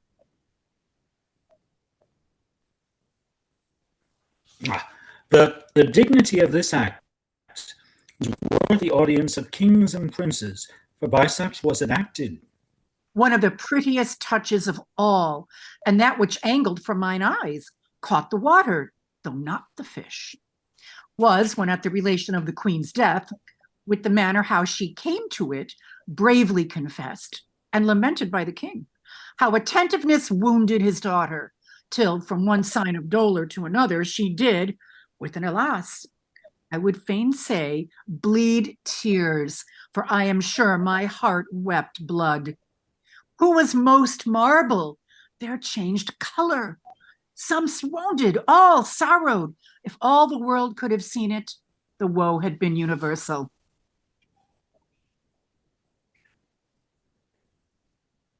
Are they returned to the court? No. The princess, hearing of her mother's statue, which is in the keeping of Paulina, a piece made many years in doing, and now newly performed, by that rare Italian master, Giulio Romano, who, had he himself eternity and could put breath into his work, would beguile nature of her custom. So perfectly he is her ape. He's so near to Hermione, hath done Hermione, that they say one would speak to her and stand in hope of answer. Thither, with all greediness of affection, are they gone, and there they intend to sup. I thought she had some great matter there in hand, for she hath privately, twice or thrice a day, ever since the death of Hermione, visited that removed house. Should we thither, and with our company, peace the rejoicing?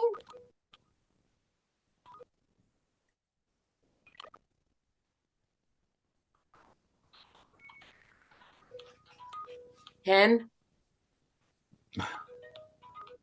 Yes, who would be thence that has the benefit of access? Every wink of an eye, some new grace will be born. Our absence makes us unthrifty to our knowledge. Let's so long. Now,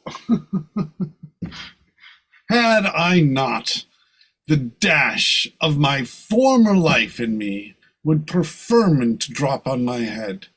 I brought the old man and his son aboard the prince, told him I heard them talk of a farthel, and I know not what. But he, at that time, overfond of the shepherd's daughter, so he then took her to be, who began to be much seasick, and himself little better, extremity of weather continuing, this mystery remained undiscovered. But 'tis all one to me, for had I been the finder out of this secret, it would not have relished among my other discredits. Ah, here comes those I have done good to against my will, and already appearing in the blossoms of their fortune. Come, boy, I am past more children, but thy sons and daughters will be all gentlemen born. You are well met, sir. You denied to fight with me this other day because I was no gentleman born. See you these clothes? Say you see them not, and think me still no gentleman born. You were best say these robes are not gentleman born. Give me the lie, do, and try whether I am not now a gentleman born. I know you are now, sir, a gentleman born. I, and have been so any time these 4 hours. And so have I, boy. So you have. But I was a gentleman born before my father, for the king's son took me by the hand and called me brother. And then the 2 kings called my father brother. And then the prince, my brother, and the princess, my sister, called my father father. And so we wept. And there was the first gentlemanlike tears that ever we shed. We may live, son, to shed many more. Aye, or else 'twere hard luck, being in so preposterous estate as we are. I humbly beseech you, sir, to pardon me all the faults I have committed to your worship, and to give me your good report to the prince, my master. Prithee, son, do, for we must be gentle. Now we are gentlemen. Thou wilt amend thy life? Aye, and it like your good worship. Give me thy hand. I will swear to the prince thou art as honest a true fellow as any is in Bohemia. You may say it, but not swear it. Not swear it. Now I am a gentleman? Let boors and franklins say it, I'll swear it. How if it be false, son? If it be ne'er so false, a true gentleman may swear it in the behalf of his friend. And I'll swear to the prince, thou art a tall fellow of thy hands, and that thou wilt not be drunk. But I know thou art no tall fellow of thy hands, and that thou wilt be drunk. But I'll swear it, and I would thou wouldst be a tall fellow of thy hands. I will prove so, sir, to my power. I by any means prove a tall fellow. If I do not wonder how thou darest venture to be drunk, not being a tall fellow, trust me not. Hark, the kings and princesses, our kindred, are going to see the queen's picture. Come, follow us. We'll be thy good masters. Act 5, Scene 3. O grave and good Paulina, the great comfort that I have had of thee. What, sovereign sir? I did not well, I meant well. All my services you have paid home. But that you have vouchsafed with your crowned brother, and these your contracted heirs of your kingdoms, my poor house to visit, it is a surplus of your grace, which never my life may last to answer.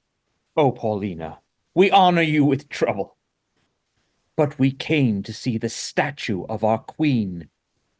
Your gallery have we passed through, not without much content and many singularities, but we saw not that which my daughter came to look upon, the statue of her mother.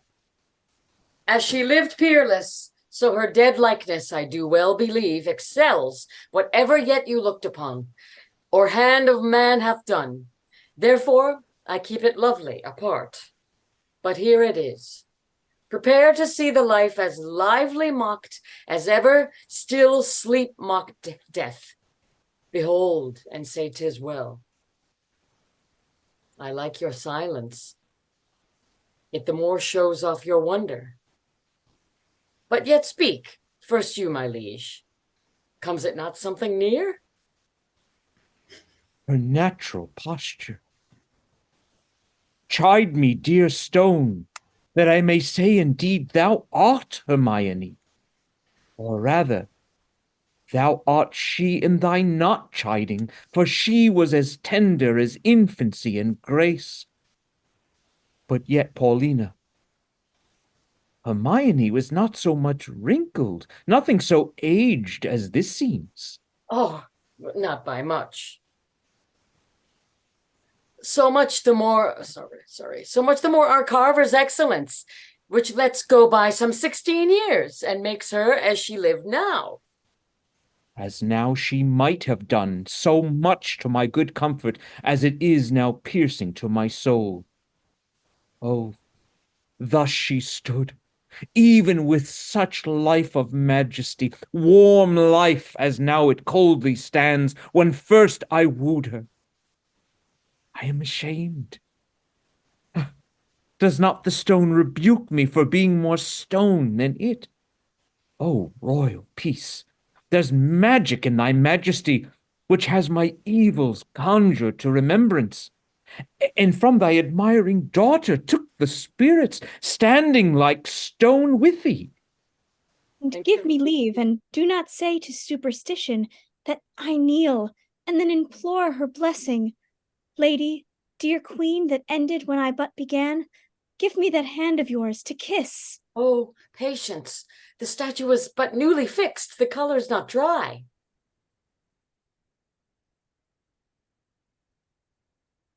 Camillo? Oh, I'm sorry. What page are we on? I got lost. 145. Oh, God. I was listening and I didn't pay attention to the book. You'll have to forgive me, you all sound so good. Okay, Camilla, page 140. My lord, your sorrow was too late, too sore late on, which 16 winters cannot blow away. So many summers dry, scarce any joy, did ever so long live. No sorrow but killed itself much sooner.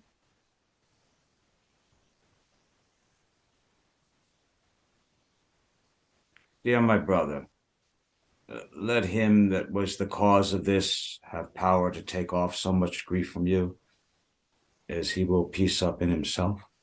Indeed, my lord, if I had thought the sight of my poor image would thus have wrought you, for the stone is mine, I'd have not showed it. Do not draw the curtain.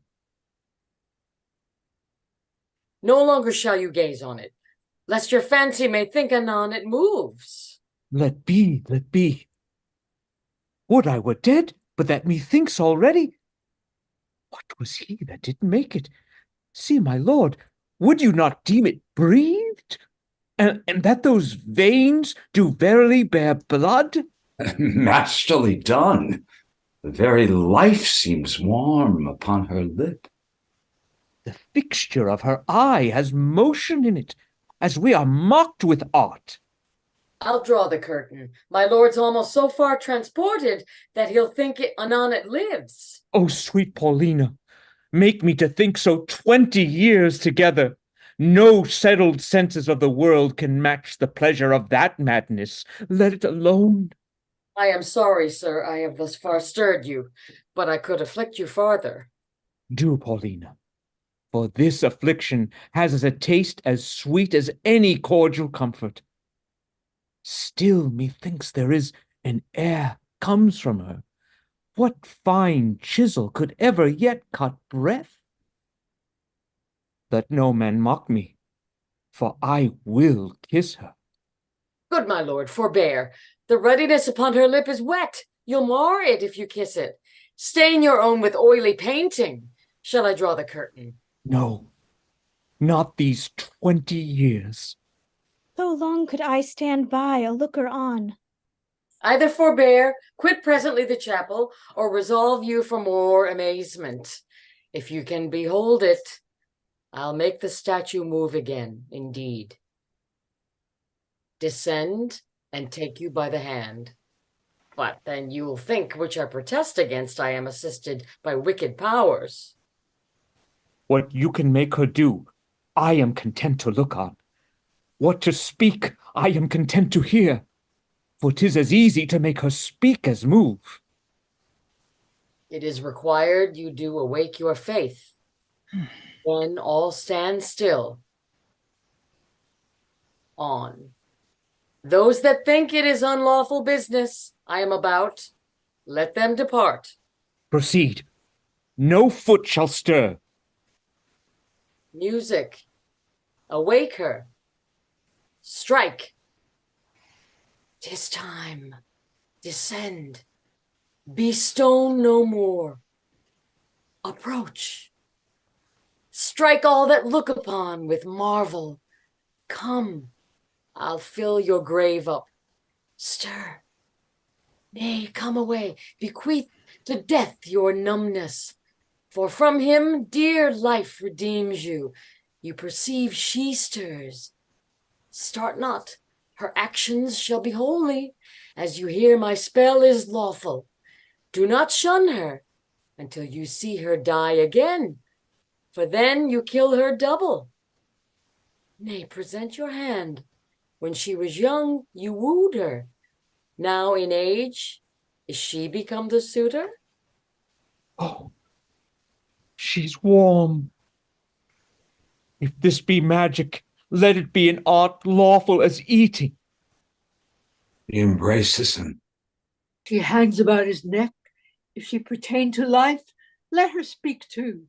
Aye, and make it manifest where she has lived, or how stolen from the dead.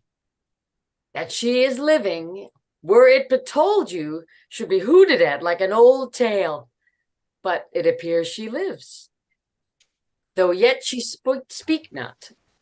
Mark a little while. Please you to interpose, fair madam. Kneel and pray your mother's blessing. Turn, good lady. Our Perdita is found. You, gods, look down, and from your sacred vials pour your graces upon my daughter's head. Tell me, mine own, where hast thou been preserved? Where lived? How found thy father's court? For thou shalt hear that I, knowing by Paulina that the article gave hope thou wast in being, have preserved myself to see the issue. There's time enough for that, lest they desire upon this push to trouble your joys with like relation. Go together, you precious winners all. Your exultation partake to every one. I, an old turtle, will wing me to some withered bough, and there my mate that's never to be found again lament till I am lost. Oh, peace, Paulina. Thou shouldst a husband take by my consent, as I by thine a wife. This is a match, and made between us by vows. Thou hast found mine, but how is to be questioned, for I saw her, as I thought, dead, and have in vain said many a prayer upon her grave. I'll not seek far, For him I partly know his mind to find thee an honorable husband.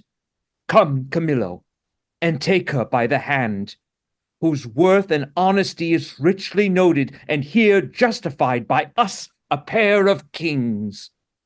Let's from this place. What? Look upon my brother. Both your pardons, that ere I put between your holy looks my ill suspicion. This your son-in-law, and son unto the king, whom heaven's directing as troth plight to your daughter. Good Paulina, lead us from hence, where we may leisurely each one demand an answer to his part performed in this wide gap of time, since first we were dissevered. Hastily lead away. Bravo! Well done. Well done. I Thank like you. this play more. Yeah, so guys, such good work. It was really great to hear it. Thank you. Oh, right. Thank you, Virginia, for putting Good this job, together. everybody. Thank you. This was and Andrew, great job, and Excellent. Thank thank you, you guys. so much. I now really of Perdita also being the servant to go on and give all of the praise of her. I think it's really well. Oh, this girl, she's really amazing. Like she's really cute. Yes. Thank you for putting up with all the sloppiness, everybody. It was great. It was a wonderful experience as always. Thank you, Virginia. Yeah, so much fun. Thank you, Virginia. Yeah. Thanks a lot, Yeah. Virginia. It's wonderful. Yeah. Very much. Good It was job, great everybody. working with you, Cynthia. Great It was so nice casting. working with you. This casting. Thank you. Beautiful. It was wonderful working with everybody. Yeah. It's Oh, great. thank We're Thank still you. live on You're all YouTube. great. Other thoughts about the show or anything else they want to share? I like this play more now than I have, but it reminds me of what Austin Pendleton once said Oh, about you need to make one choice. In progress. And I keep thinking about how many choices can be made. It's Acting choices. this one very much. I saw this play performed a few months ago at the Hartford Stage Company. Mhm. It was just charming, just lovely. Mhm. It's not well known. It's a great play. I've seen some really terrific productions of it. In Brooklyn, Theater for a New Audience, they did it a few years ago. Really excellent production. I also saw a really great production of it up at Shakespeare and Company. But yeah, because it does have it's one of his later plays, and really got such. You get. I'm sorry, go ahead. Did they make many cuts when they did it? And these two productions, Paul?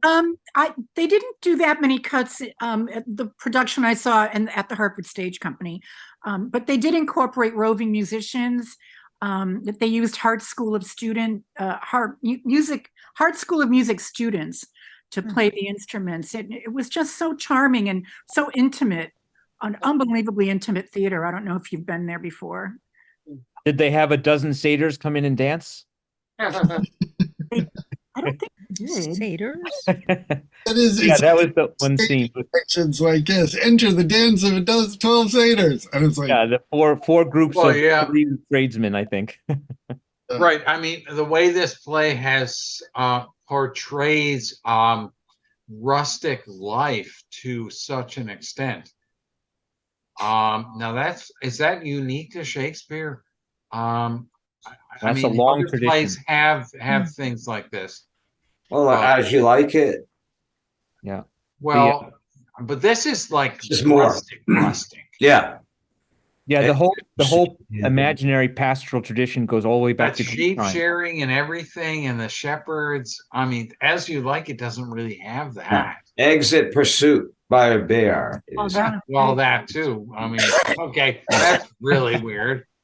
It was always traditional for a great poet to do a pastoral poem before doing an epic poem. The pastoral tradition is a really old, and Shakespeare obviously is really putting the final touches on it, but it's a really old tradition.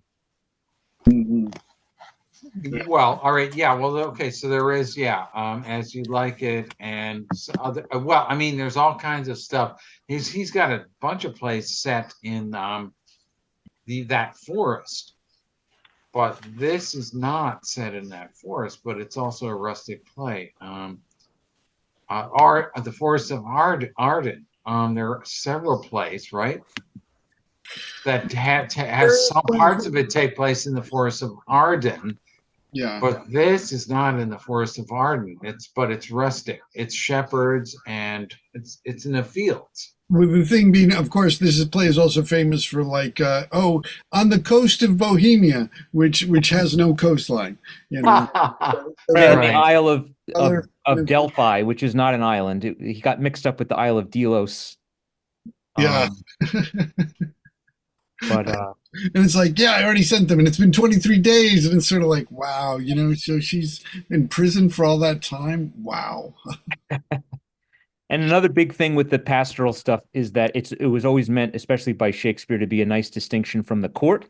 You know, the big Well, of difference, they talk course. about nature and artifice, and he's trying to explain that it's okay, because there was sometimes like the humanities are about art and going against nature, but in some ways, as Polixenes says when he's in disguise, but it's okay to use art with nature because nature provides the art, which I thought was a really important speech in this because of the difference between the court and the pastoral. He's also saying that if you put somebody who's noble with somebody who's not so, just a weed, you can, improve them. Like when you take a potato, you take one potato that's a stronger, more resilient potato, and you merge it with a weaker potato to make a stronger potato. So he's actually making an analogy there between the royalty and the peasantry, and he's checking things out. Well, yeah, as to why Shakespeare actually does, he puts quite a bit of effort into depicting rustics, the gentry, peasants, in all of his plays.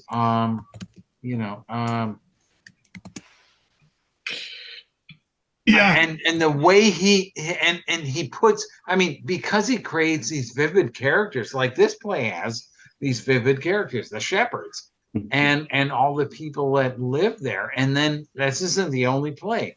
So what is this about?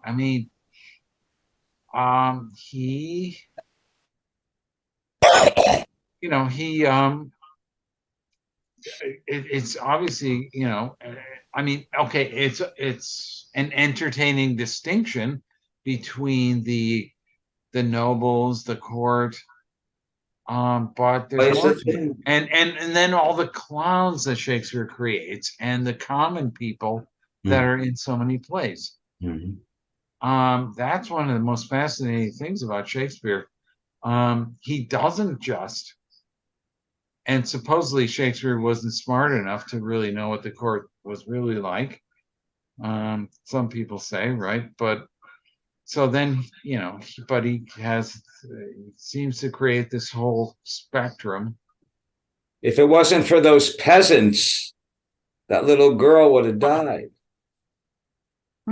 Plus, think of all the peasants in the audience, so there's that appeal to them. And in some ways, think of Downton Abbey and how it's popular because it shows both sides. And I think that you see a lot of that in these too, is that you're showing the rich and the not so rich and how they live their lives, in the same world. Right. It was the ancien regime, the robe. And the poetry in both, all through the whole spectrum. Like the poetry of the peasantry is just as poignant as poetry of like in high scenes where there are nobles and kings. And great job with all the songs there, Paul. Yeah, and the songs. There's a lot of songs for you, my friend. Well done. Well done. There are songs, and I did try and look at them, but I kind of, just. It was wonderful to see the three performers extempore do a song together. That was really cool. Agreed. Yes, it is. So this was a lot of fun, and thank you all very much. And Andrew, are you in New York? I'm in New Jersey, but I can get to New York, no I problem. was going to say, are you getting a lot of work? Because you do such a good work. Are you out there doing it and everything? Oh, thank you so much. No, I'm just doing this as an amateur thing. I do game design and stuff for my profession. But we wanted to do more theater. I wanted to do more theater, so this Get has an been so much well, if you fun. want to, get an agent. I think you know. Thank you so much. It's so kind of you. Thank you so much. Okay. Thank you, Michael. Thank you. yes, it's good, and yeah, it's great to have your whole family in these. Yeah, it's nice. Great family thing, and we've got other. I mean, Mark and Yasha, great having you guys doing it. So thank you all. All right, let me. Everybody, have a great night.